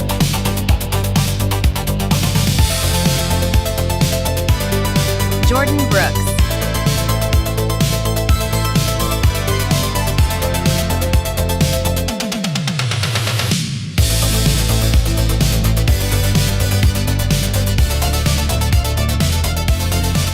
Well, the nominees, Steve, Rasul Douglas, Bradley Chubb, and Jordan Brooks. What are your thoughts about the nominees for the Fins TV Defensive Player of the Year? I think that we actually, when you really stop and think about it, we were fortunate to have a defense come together as well as they did. Dotson, I was critical at first. Training camp came around. I was like, hey, what am I going to see here? But I think like week 2 or 3, I was already touting them as the best linebacker duo in the league. And I think Dotson was extremely underrated and played lights out at many times this year.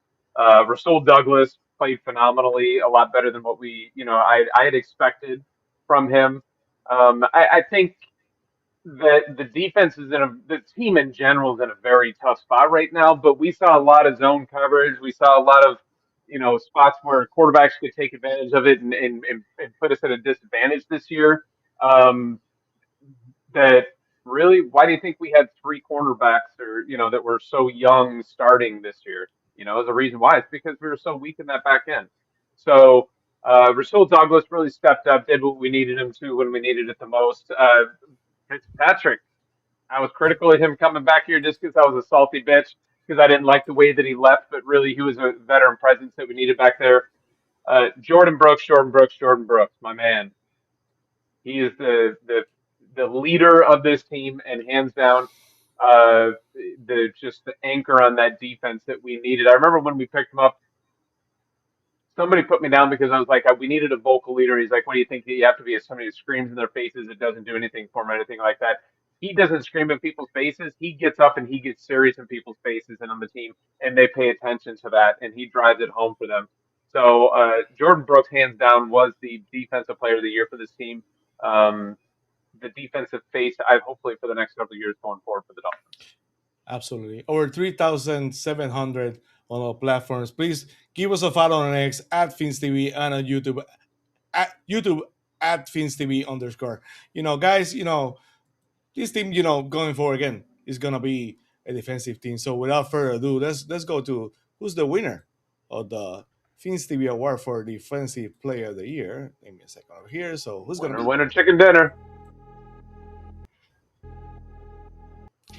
The winner for the Defensive Player of the Year, of course, is Jordan Brooks. No surprise, Jordan Brooks, the Defensive Player of the Year. I am batting 1,000. Yes. Yes.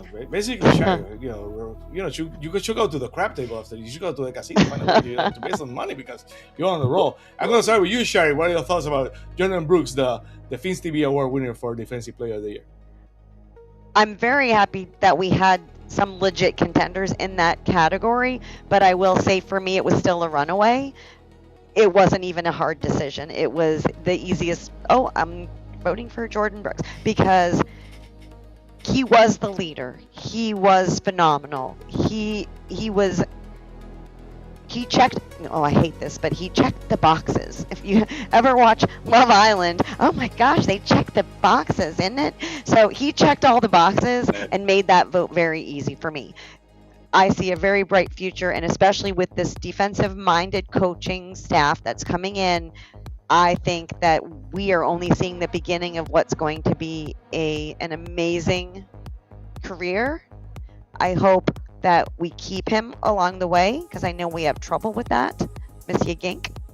And I'm looking forward to it. But it was an easy vote for me, no question.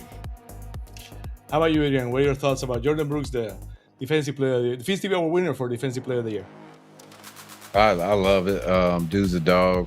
I mean, there's really nothing else to say. When you punch a teammate because he did the wrong assignment and he got in your face, I mean, that happens from time to time. But guess what? Teammate ain't punch back. I know that. So, yeah, man. Greatly deserved. When I think about the Miami Dolphins, I think two players that come to my mind immediately, and that's Achane and Jordan Brooks. So, well deserved, Jordan Brooks. Here. Sure. Jason, what are your thoughts? Jordan Brooks, the Fins TV Award winner for Defensive Player of the Year.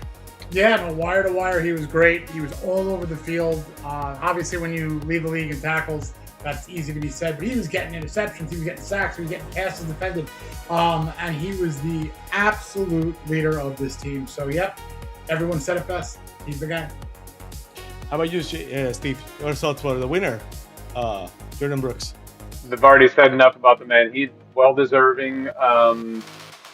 I really just hope they build up around him. I'm happy for his sake. We're going to see that pendulum swing back with the coaching from offense to defensive minded because he deserves to have a really strong unit around him so he can flash. But, I mean, guy's a stud, bona fide stud, man. He deserved all pro. I was really hoping that he was going to get that nod, and he did. The real every bit of it. accolades, Yeah. not the popularity contest.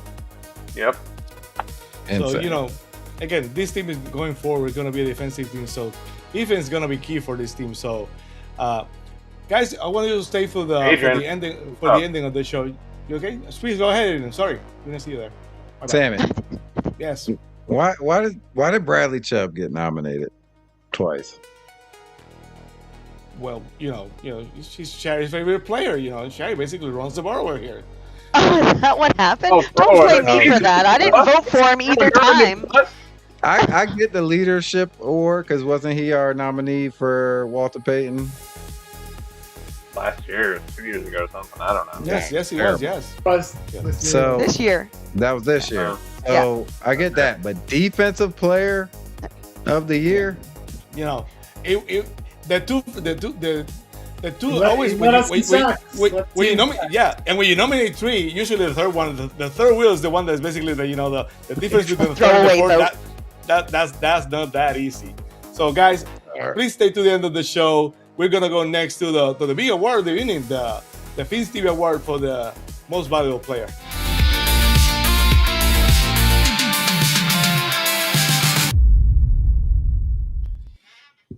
We're ready for the main event of the evening, Steve. The Fins TV Most Valuable Player of the Year, or there was a transition year, like we told so many times during the show.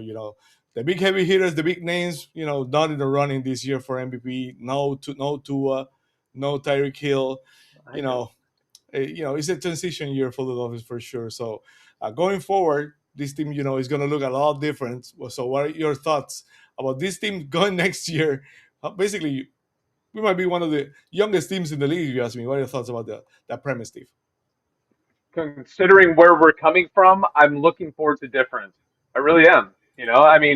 I enjoyed the performance from a couple of years ago when we were the fastest show on the surf or whatever they wanted to call it. Yes. That feels like years and years and years ago. So I move on from Tua, clearly move on from Hill. It's time for a new chapter. If we can extend Achane at a reasonable price, we can call this next chapter the Devon A Train chain. So, but no, it's really looking forward to what we can do in transition with this, and really with the pieces we have, I think the future's bright. I really do. I'm optimistic, even if my expectations are low. Absolutely. If Adrian is listening, I just saw the comments. I promise, Adrian, I didn't blab any of it. Nobody knows who voted for whom except me. I'm the only one who knows who voted for who. I think Steve might have guessed because I promise you. I just guessed because he's such a Gator fan. Nobody knows. So let's go to the MVP panel. Of course, I was scared there for a minute. Bobby Finstoff gentlemen, and Bearded Phinatic, both the last two, Fins to be champions. The remasters, both of the winners, Bearded Phinatic, Bobby Finstock. You want me to win next year? I gotta grow a beard. You had to. Apparently it's a requisite. It's gonna take me like 2 years to grow half of what Bobby's got. Look at a pair of beautiful. I'd look like a classic raccoon too. I'd look sick, but I'd have a ring. That's a great pair of beautiful rings. One gold, one silver. We'll see what happens next year. But welcome guys. I want to. Bobby, I gotta start with Bearded because it's been a while since we all had the opportunity to talk to Bearded. Bearded, Manny, how you doing? Welcome back to Fins TV, the Fins TV Awards. It's amazing to be here to share the stage with my champ here as well, my newly crowned champ, Bobby Finstock. Very excited to see you, sir. I literally just got back home about 46 minutes ago, and I appreciate you. Came straight here. I was hearing the show on the plane. I was hearing the show on my right here, and I feel like you guys didn't leave us enough tidbits to discuss. Bobby, I don't know if you were listening to the whole show, but these guys basically said everything we could potentially say here on our level about Jordan Brooks, that's about Devon Achane, but I'm excited to be here. I'm excited to share the stage with you fine people. And yes, I am severely underdressed. But I will be. We're happy to have you on this year. We got you on. Last show we got you. Yeah. You could have a onesie if you wanted. I don't care. We have you here. I'm very happy you're here. Really, come on, man. By the way, Bobby, before you go to Bobby, I have one question. See, I don't know why I zoomed in. Can you back up? Can you back up? But I'm glad that it got brought up. Bobby, I need to ask one question before we get into any other topic. Mm-hmm. How nervous were you, sir? I'm looking right at you. Yeah. And I was within, I think, 2 games of you for that winning spot. Oh, brother, I was hardcore into this. And let me bring up this thing. I was very hardcore into that. I was watching everybody as they came closer. And then when I saw you on a freaking course, here he comes to save the. Adrian was almost there, and then Adrian just fell completely off. I was nervous with him for like maybe a day, and he was gone. But then Jason was coming. I'm like, oh crap, here it is. And then here comes Bearded. And then I was at church and I was watching it. Like I wasn't even paying attention to the homily. Peace be with you. Okay, Right. So Hold on. I was like, Right. yes, praise the Lord. And then now I got the ring. And, I'm good. It looks man. nice on you. It looks great on you. It looks You great, too, brother. Both guys, you're so pair of show offs. Well, you both deserve it. You're both great. I love you guys both. I'm not gonna tell you who I was rooting for. He's here. The person who I was rooting the whole season, but I have no outcome. But I'm very happy. If the person I wanted to win didn't win, I'm glad one of you I know who it did. was. I know who it was, but the person who I had not told the person who I wanted to win that I wanted him to win. Can I tell him? It's I know him. who it was. I know who it was. Who do you think it was? It was Jason Sarney that you wanted to let's go to the nominee. Bring him up here. Bring him up here. We'll talk with Jason before the show is over. Jason, oh man, I was rooting for Jason so hard to win, and it's like he came so close. But next year, you might it was so interesting if he's to became really right because Adrian was another one. Basically, he was in the 20s, and then he soared up like the standings, and it was crazy. Beard did the same thing, and Bobby was the consistent ones between 12 and 8, but that last 5 weeks, Bobby went like all the way to the top, and right. You find out that they said that it's more difficult to stay at the top than basically getting to the top. So I wouldn't know. I was in first place all of last year, so I wouldn't know what that feels like. What a show off. Oh man, you're just too much. Let's go to the nominees for the Fins TV Awards Most Valuable Player.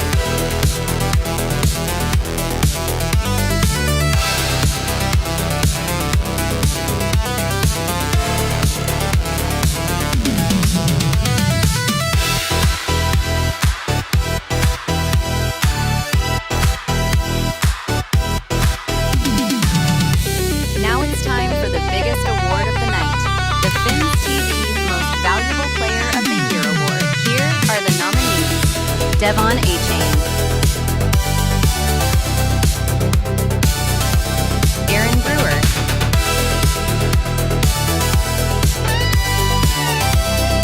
Jordan Brooks,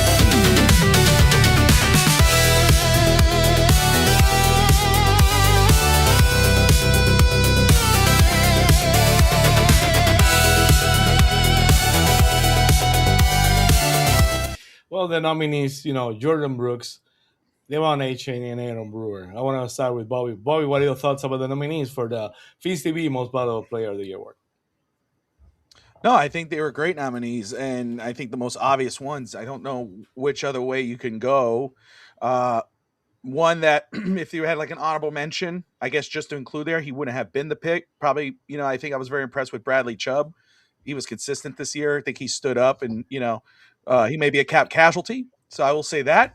But no, I think it was I think it was good. I think it's pretty easy who it's going to be, though. Sherry pretty happy. I'm sure he's pretty happy that you basically mentioned Bradley Chubb as a Pro Dolphins MVP. And Adrian is just shaking his head like, "Are you freaking kidding me?" So see, Adrian, you were complaining about that. Now you see, he should have been a nominee for MVP. How about that, Adrian? We'll talk about it when you come back to the show.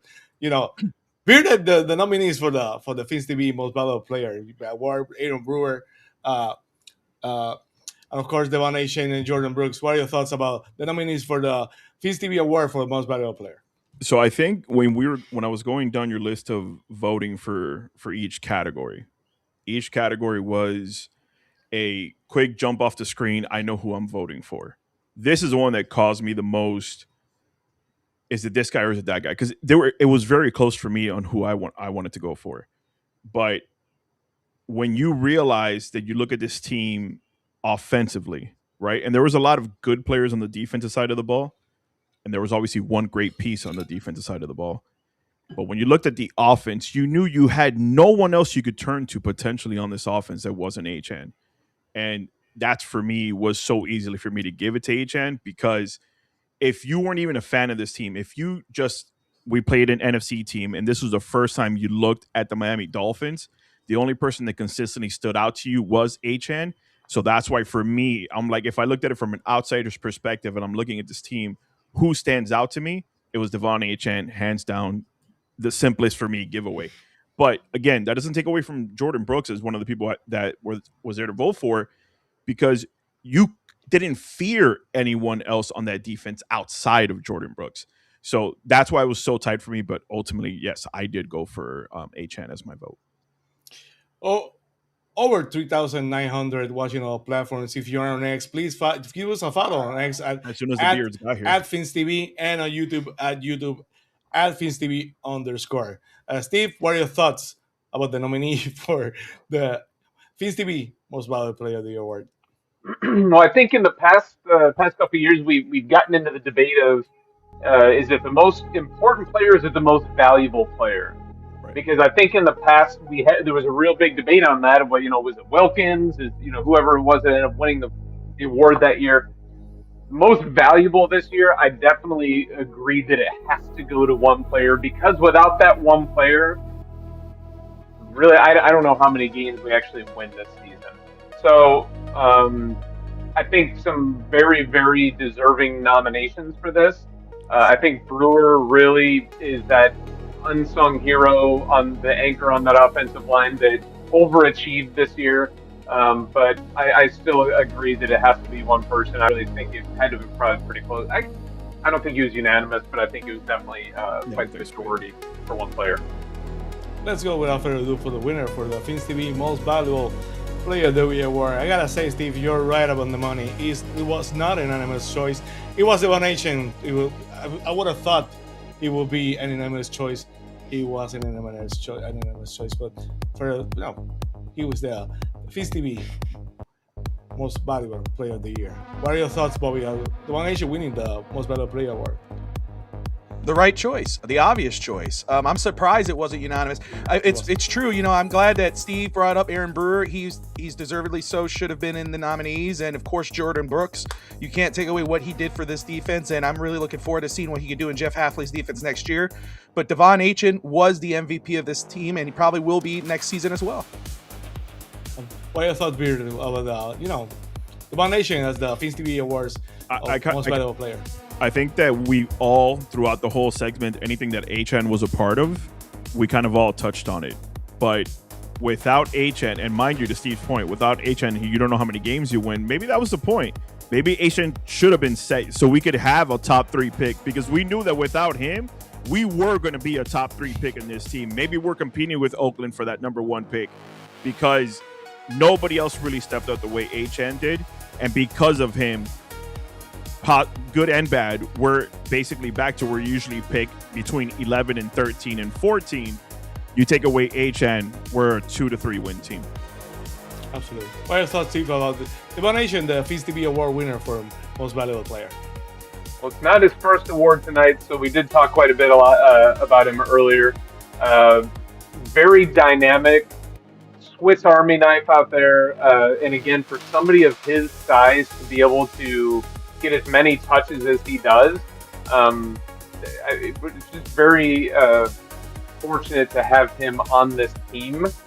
Look forward to what we can do to build around him, and I really hope that, again, we get an opportunity I hope he gets an opportunity to be on a Miami Dolphins team that is overachieving and is winning playoff games, because a player of that caliber deserves to have that opportunity as a professional.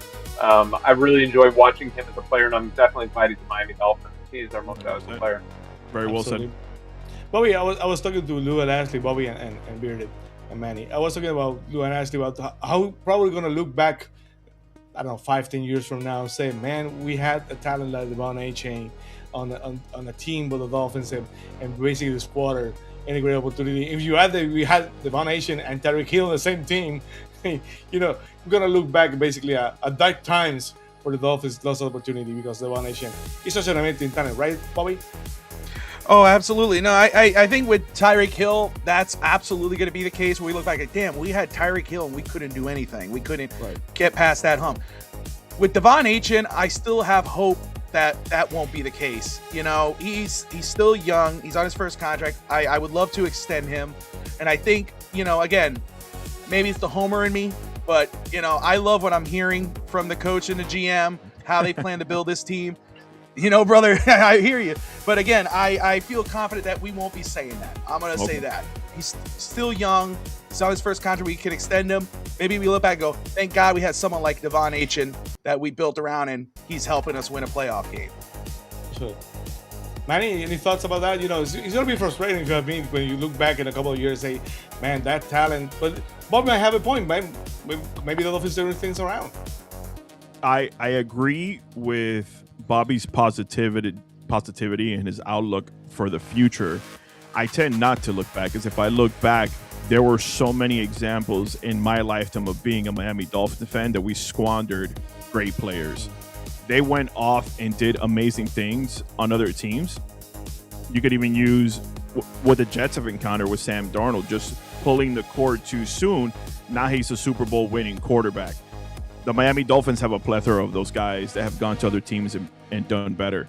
What I will say, and I know you didn't ask me this, but I was listening to Jason and his favorite D's and his positive outlook on the GM and not a guy not hiring his buddy. I will say this, Jason. I'm glad that you're more positive about it than I was, because when it initially happened and we hired the GM, I said there is no way he doesn't go and get a coach from Green Bay to come over here. And my thought process, and I'm glad the way you worded it, I'm glad the way you expunged on it, because my initial thought was, here we go again. Bill Parcells, Jeff Ireland, Tony Sperano, trying to bring something that the DNA from another team and implementing it into ours.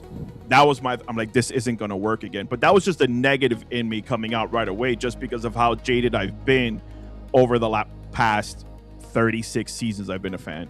But the way you worded it, I could get behind that. The way Bobby worded it, I could get behind that. But I was definitely one of the ones I was like, this guy's just going to hire his buddy, and he's going to try to bring the Green Bay Dolphins to Miami. Absolutely. And that might still happen. Yeah, no. Right. It might still happen. Definitely hear you on that. The difference, I believe, in that, and you make a great point, Bearded, but these are two guys in Sullivan and Hafley who are not veterans taking another job and trying to replicate what they've done. This is now their time together to say, 100%. All right, we've been behind the scenes. We've been the number two. We've been the bridesmaids. Now we're the duo. We're I'm calling them the battery. It's almost like a pitcher and catcher reference from baseball. Yeah. These are the two that are now on the pedestal of starting their careers. They're young enough where they can do this for 20 years in Miami, God willing, and they're still relatively young men in this game. You know what I'm saying? So I hear you. There's definitely a comparable, but the difference is the time in which they are coming in. And I was doing a lot of thinking in this last couple of minutes, just to go back to the bearded brothers over here with a pair of rings. What I think I'm going to do is that we're going to really quantify this to science. And I think that week 1 of 2026, Sammy, if I may give a little tease for the Fins TV, I'm not going to shave next season. Oh my God. I'm not doing it now. I love it. What do you say? Unless the wife overrules in I said no. What do you? Gary, I'm not going to take a razor or an electric anything to this face. She would take it to my face. I would take it to his face. Sleeping. I like it. We're going to see where it goes. Is it the beard or is it the brains? What if it's both? What if it's both? You know? Then I'm going to come home with it. Right, because you already have the brains. You just need the beard. It depends on the time of day, month, year, I would like to throw my 2 cents in here, please. Couple things. One thing is, go ahead. I don't want our bearded friends to be angry with me because I have no problem with your beards. I just don't want one on my man because For sure. I've got to touch it, kiss it, look at. I can't. I just can't. Like I said, if I get overruled by like October, then he would get overruled in his sleep. Like there is no. Oh, yeah. Yeah, there's no. It's not happening. Yep. But building upon what you said, Jason and Bearded, your statement about us becoming Green Bay, becoming Dallas, becoming. Wouldn't it be nice if 10 years from now someone's building a program somewhere else and they're like, oh God, they're the Dolphins West. Yes. Like that's where we want to be. Nice. We want to be what people strive to be. And so we have to start somewhere. Maybe this is where we start. I love it. I love the positivity that all you guys are sharing because, again, it's better to see it from an outsider's perspective on that positivity because I didn't have any when the hiring was happening. But I respect every single one of you, and I respect the decisions the opinions you've made over the last few weeks since the hirings have happened. And I'm like, damn, I should have looked at it like that, and it was just not being in it, not being fully involved the way I was before. Maybe I would have had a better outlook on it, but I'm glad that you guys were there to share that stage and share your opinions because you definitely flipped me to looking at it on a positive light. I think we don't have a choice, first of all. For sure. We're all Dolphins fans. So because I shared the same exact mentality that you did, it's not just Dallas.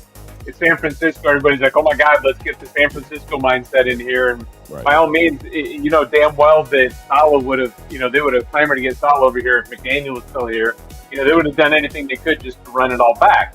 But it's the same type of mentality that I stop and I got to be honest with myself. Be like, pick a college program. Michigan never turns out a quarterback. All Michigan quarterbacks suck, and then all of a sudden Tom Brady comes along, and then everybody's like, well, hey, maybe Brian Greasy is the next Tom Brady. Everybody's doing that type of thing because now all of a sudden there's some powerhouse that can churn out quarterbacks, which really they're not. It just happens to be that one thing.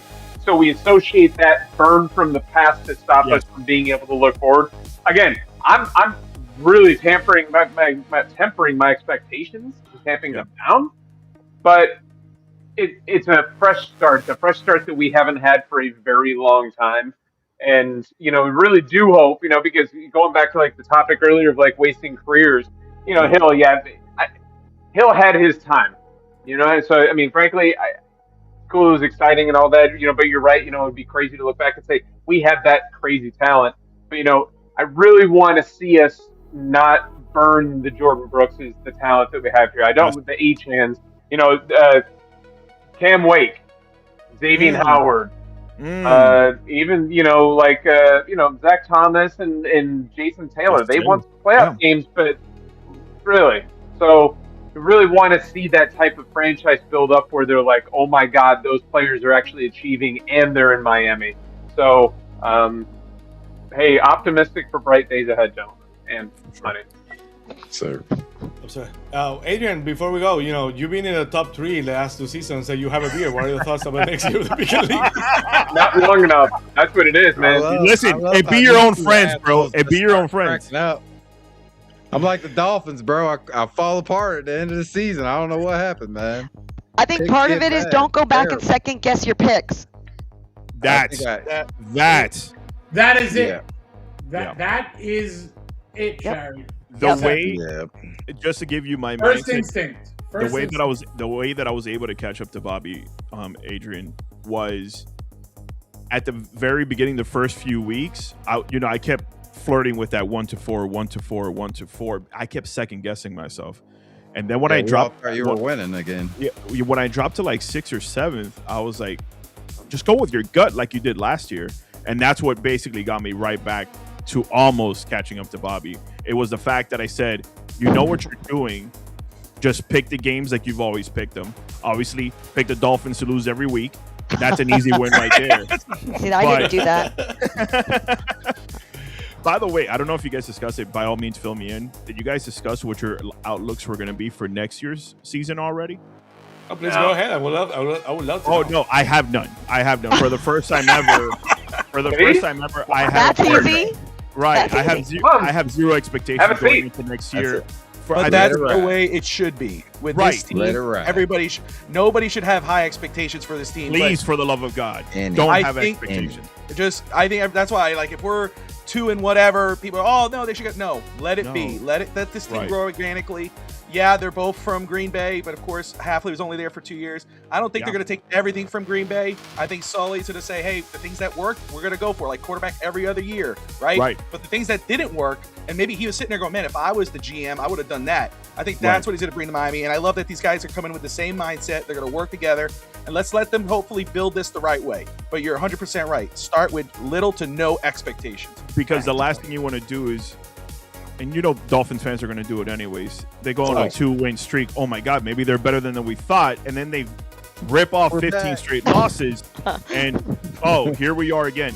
For me, 0 expectations. If we win a game next year and we end up 1-16 like we did with the Cam Cameron era, I'll say that's a victory in itself because, like you said, no Tua. We have only Devon Achane to look at. Tyreek's going to be gone. There's no tight end. Aaron Brew is really, hopefully Patrick Paul grows into himself. But right now, Aaron Brew is the only guy to look forward to on that offensive line. So, 0 expectations for me going into next year. And we're also playing it in a conference where some of the top teams have very young quarterbacks, a ton of picks, and a lot of in cap space. Right in the nose. So we're, it's an uphill battle. So we have to right our ship here. Absolutely. I should have started with this because we almost had 4,000 people watching. And they have no idea what the Fins TV Picking League is. Basically, it's the collection of, Fins Nation has a great personality. I try to, as Steve knows, try to do something to bring us all together, to know each other. So we made a competition it's a pick league. Of course, we pick the games during the season. Bearden won last year, Boy won this year, and Jason and Adrian Pro will do everything they can to win next year. Steve was in the top 10 quite a bit this year too, so I would like to shout out my husband. Steve was doing a run. Crack the top 4. Okay, but you were in the top 10. I would like to also put out into the universe, in case anybody thinks I really suck at picks, that I chose up front and I do it all the time. If I do this league, it is not to win it. It is to pick with my heart. I pick the Dolphins every week, and I will pick them every week next year because I am not putting a mark. My hands are too small for giant rings. I wear 1, I wear 2, my wedding rings. That's it. So y'all can fight it out for the giant, gorgeous, don't get me wrong, gorgeous rings, but that I'll be walking like this when I try to wear it. So I'm going to pick with my heart and enjoy it and watch you all fight it out at the top. I love it. You cracked the top 10. You basically cracked the top 10 during doing that. So very briefly, but you did. Yeah, you did for sure. I'm gonna round. We talk so much about expectation for the Dolphins. Right. It's completely right. You should not go with high expectations. This team is gonna be, they're building something. Dolphins fans are not known for patience. Bobby and I had talked during the last couple of weeks on Fins Talk Today on FTSN about how the Dolphins fans like the shiny object. If someone's if the Dolphins so players cut, that means Dolphin. The Dolphins. Max Crosby's coming to town. Right, Max is next. Yeah, Max is exactly. Next. So Dolphins fans have to know that things has changed. The days of the Dolphins going after every free agent. If they fit or not, the Wallaces of the world or whatever, it better be over. They don't fit. That I don't think that's the case this time. I think they're gonna be more meticulous. They're not gonna bring the Ndamukong Suh because he's the best free agent. Gonna plug him in to see how it works. Right. I think that next year might be rough. We say always in Fins TV, will be rough. I live we have each other because support one another, because it's gonna be a bumpy ride. I wanna go with the last thoughts. I wanna start with Sherry. Sherry, last thoughts about this 2026 edition of the Fins TV Awards. This was a fabulous show, Sammy. You are at the top of your game all the live long day. We could not do any of this without you. You are the man, and the most valuable player, most valuable person on Fins TV is definitely you. I love all of you, but we got to give it up for Sammy because he is the man. Yep. And going from a guy who didn't have a computer to a guy who runs a show like this in such a short period of time, you're very impressive. So I'm just lucky to be associated with this group, being led by you. I think the awards were great, of course, because every single one I picked was right. So, and if it wasn't, then you all would have been wrong. I still would have been right. Right. You You can cash your betting ticket at the cashier because you basically run the table, Sherry. And I did not throw away any votes on Bradley Chubb, so everybody can just take a step back on that. But this has been a phenomenal year. This show's been amazing as always, and it's always a pleasure to speak with all of you. And everybody looks great. And even if you're not dressed up, bearded, you look phenomenal. I appreciate that. But I did hear you are married, in fact. So I did hear. I'll back off. Yeah, talk to the guy. Talk to the guy too over that way. You know, Bradley Chubb. Now that this thing is going off the rails, so let's go quickly. Adrian, what are your last thoughts before we go on this edition of the Feast Awards? Talk about the show going off the rails. Oh, I'm not gonna leave you to last, so please go ahead. Another great season, man. This is my second season. This is awesome, man. Love being a part of this crew. Jason, Steve, love y'all. Sammy, MVP, like Sherry said. Sherry, the madame of Fins TV. And then Champs. I'm coming for that ring like Gollum. I'm coming for that shit like Gollum. Watch. I'm telling you. But nah, man, another great season. Love you all. Like I said, man, at least we got each other. Sammy says it all the time, and you get strap in for another couple rough ones. Yeah. And Steve, enjoy the after party. Bobby, Bobby, you know, any last thoughts about the Fins TV Awards and anything you had cooking on Thursday on FTSN? On the flagship, on the flagship show, on the flagship show, FTSN. Oh boy. On Fins Talk today. No, I'm just grateful to have been included, and you know, the few times that I've been on this season with you guys to get to know Steve and Sherry, and of course hang out with Jason. How could I go wrong and hang out with my fellow champ in Bearded, and of course Adrian. It's always a pleasure to be with you guys. Yeah, you know, on FTSN, we got a lot of great stuff cooking. Of course, Fins Talk today, 8 p.m. with Fin Sammy. I'm always excited to do that. Be hanging out with my brother from Puerto Rico, and of course, you know, like Jason and George on Fitz Faithful covering the draft. You know, love, you know, following up with those guys. Love doing that with Josh and Coach. We do those on Sundays at 8 p.m. Eastern. So if you want great draft content, go check out the Fins Talk Draft Show on Sunday 8 p.m. and then Thursday 8 p.m. on Fitz Faithful for some amazing draft content. Busy. Ooh, always. Bearded. You know, you're always great. We miss you around. You know, hopefully, I think you might be making a comeback. Oh, that would be great. If not, you know, we'll still have to keep the negotiations for you to appear for at least 3 episodes next season on Fins TV. Come on. I will tell you that the Battered Fins podcast is being worked to come back up this season. So I think that, you know, thankfully I'm in a better mental place than I have been the last couple of years. That's why I had to take off. But, you know, listen, shout out to anybody who does therapy. Therapy is huge. Absolutely. Me too. I've done it. I've done that. It's the best thing I ever did. Yeah. Same. I highly encourage it to anybody who's on the fence about it. You're not weak. You're not soft. Sometimes you just need to have someone there. And mind you, by the way, the only thing I'm disappointed at is that you didn't have Bad Bunny on the show, because I know that you're good friends with Bad Bunny. So I'm just surprised he wasn't here on the Fins TV. That would have been amazing. Bad Bunny. You know, the last time I saw, you know, him closely, he was being thrown with the guardrail by Damian Priest. So I don't know what happened. Fair enough. Jason, before I do something here, because before I have to go, I had to give recognition to the panel who voted. Jason, what are your thoughts on this latest edition of the Fins TV Awards? Oh, you do such a good job, Sammy. It's a pleasure being a part of it. I love you, all you guys.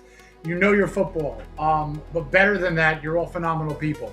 There are a lot of people who do this thing in Fins Talk world, podcasting, but you guys are the cream of the crop in quality of human being. I'm going to throw my co-host George from Fins Faithful in there. It's an absolutely amazing experience to call you guys friends. So Sammy, thank you. Steve, Sherry, the Bearded Brothers, Adrian. I'm looking forward to hopefully seeing all you guys in the flesh in 2026. I will be there. Absolutely.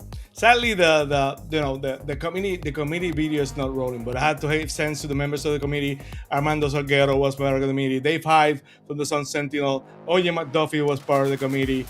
Tobin from WQFM and Will Manso was part of the committee, of course. Dole, George Salber, and all you guys who've been here. Tiffany, Terrible Tiff. So many others who were part of the committee. I appreciate you all, every single Jake Mendel, and so many others who voted on the committee. I appreciate you all. They were great. So, Steve, another festival read the books. Any last thoughts before we go out of here and you go to do the after? No, man. So in the course of less than 3 years, I missed what you said there. But he said the after party. Oh, got it. You know, I don't even think he's seen me in a dress in 3 years. Like, I don't get dressed up. Right. Even more reason to do after party. Yeah, for sure. So in less than 3 years, Sammy, we've gone from taping on Zoom, where we had like an hour time limit for the first show, to what we have right here. In the last 12 months, I've had the opportunity to meet Adrian face to face. You finally, Jason finally, George and his brother. Getting to meet people face to face is really. That's really the winning that we get out of this. Let's be real, guys. It's been a quarter of a century. We haven't won a fucking playoff game. But I've made some phenomenal friends here that, for all the people in my life that I grew up with and grew up around and everything, that are my friends on other social networks, I actually have friends here that I value, that I choose to spend my time with on Tuesdays with all of you. Sammy, this would not be possible without you. You can shake your head, dude. I absolutely love you. You're my brother. I appreciate what you do for the Dolphins community, not just what we do here, but what you do to bring everybody together in what is oftentimes an overly ridiculously hostile social media world around the Dolphins, a team that we love. You bring everybody together, and I'm happy and I'm proud to be part of that here with you. Thank you for the opportunity. Thank you for the platform. And I'm looking forward to another season of No Expectations. Absolutely. I think I found the video. Let me see if I can roll the video. It will be nice if you can find a way to run the video, because they should be recognized. I've been sitting here talking about your production quality and you can't find the damn video. It happens. Isn't it ironic? Don't you think? Over 50 scenes. You don't mind me if I cannot find a scene, Steve. We forgive you. Wow. Let's go to the voting. I think you can. Let me see if you can do it over here. Let's try over here. Bang, bang, boom. Push this, press that. Right. Yeah, absolutely. Let's do it again. So, That's it. It's like the Brady Bunch now. We're just gonna pop up just in got squares. better. There you are. It's a story. That's right. Of course, like I said, Armando was part of the committee. Thank you, Armando. Armando was a great supporter, friend of the show. Dave Hyde of the Sun Sentinel was great also, voting for the committee. He's been so great. Oye McDuffie, the papa, the uncle of Oye McFluffy. Brendan Tobin of the WQM, always friend of the show. He's always so nice to us. Will Manso was great. That's my man. Yeah, Will Manso, such a great guy, a supporter of us. Lou and Ashley, Beer Phinatic, of course, Bobby Finstock, George Albaran, who was on the show, and of course, Jake Mendel, all freaky also, Sean Stanley, Frankie Fresco, and Tiffany, all part of the award show. So, we appreciate you all for being part of the awards. Great voting. It's been great, panel. Steve. Hopefully we can do it next year. Every single year after the award show, say I'm not gonna do it anymore, but Same. we'll see next year what happens. Sammy, okay, dude, my man, you've got a neon sign behind you. You've got a studio set up there. There's no way in hell you're not tripling down on what you've done this year. What are you gonna do next, man? Holograms? What are we gonna do? Hey, you said if McDaniel was back, you'd quit. He's not. No. There you go. No, if they had Rick Ryan, I would be out of here. So thank God. So would all of us. I'd be gone. Yeah. I would be out. Another great edition of Fins TV, and as I always say, at least we have each other. Thank you guys. Fins up, y'all. Fins up, everyone. 4,000 watching. Thank you all. Don't like and subscribe. Fins up. Bye all. Thanks for watching Fins TV. Subscribe on YouTube and follow on X. For more info, please visit us at finstv.com. This has been a Fins Post production. Fins up.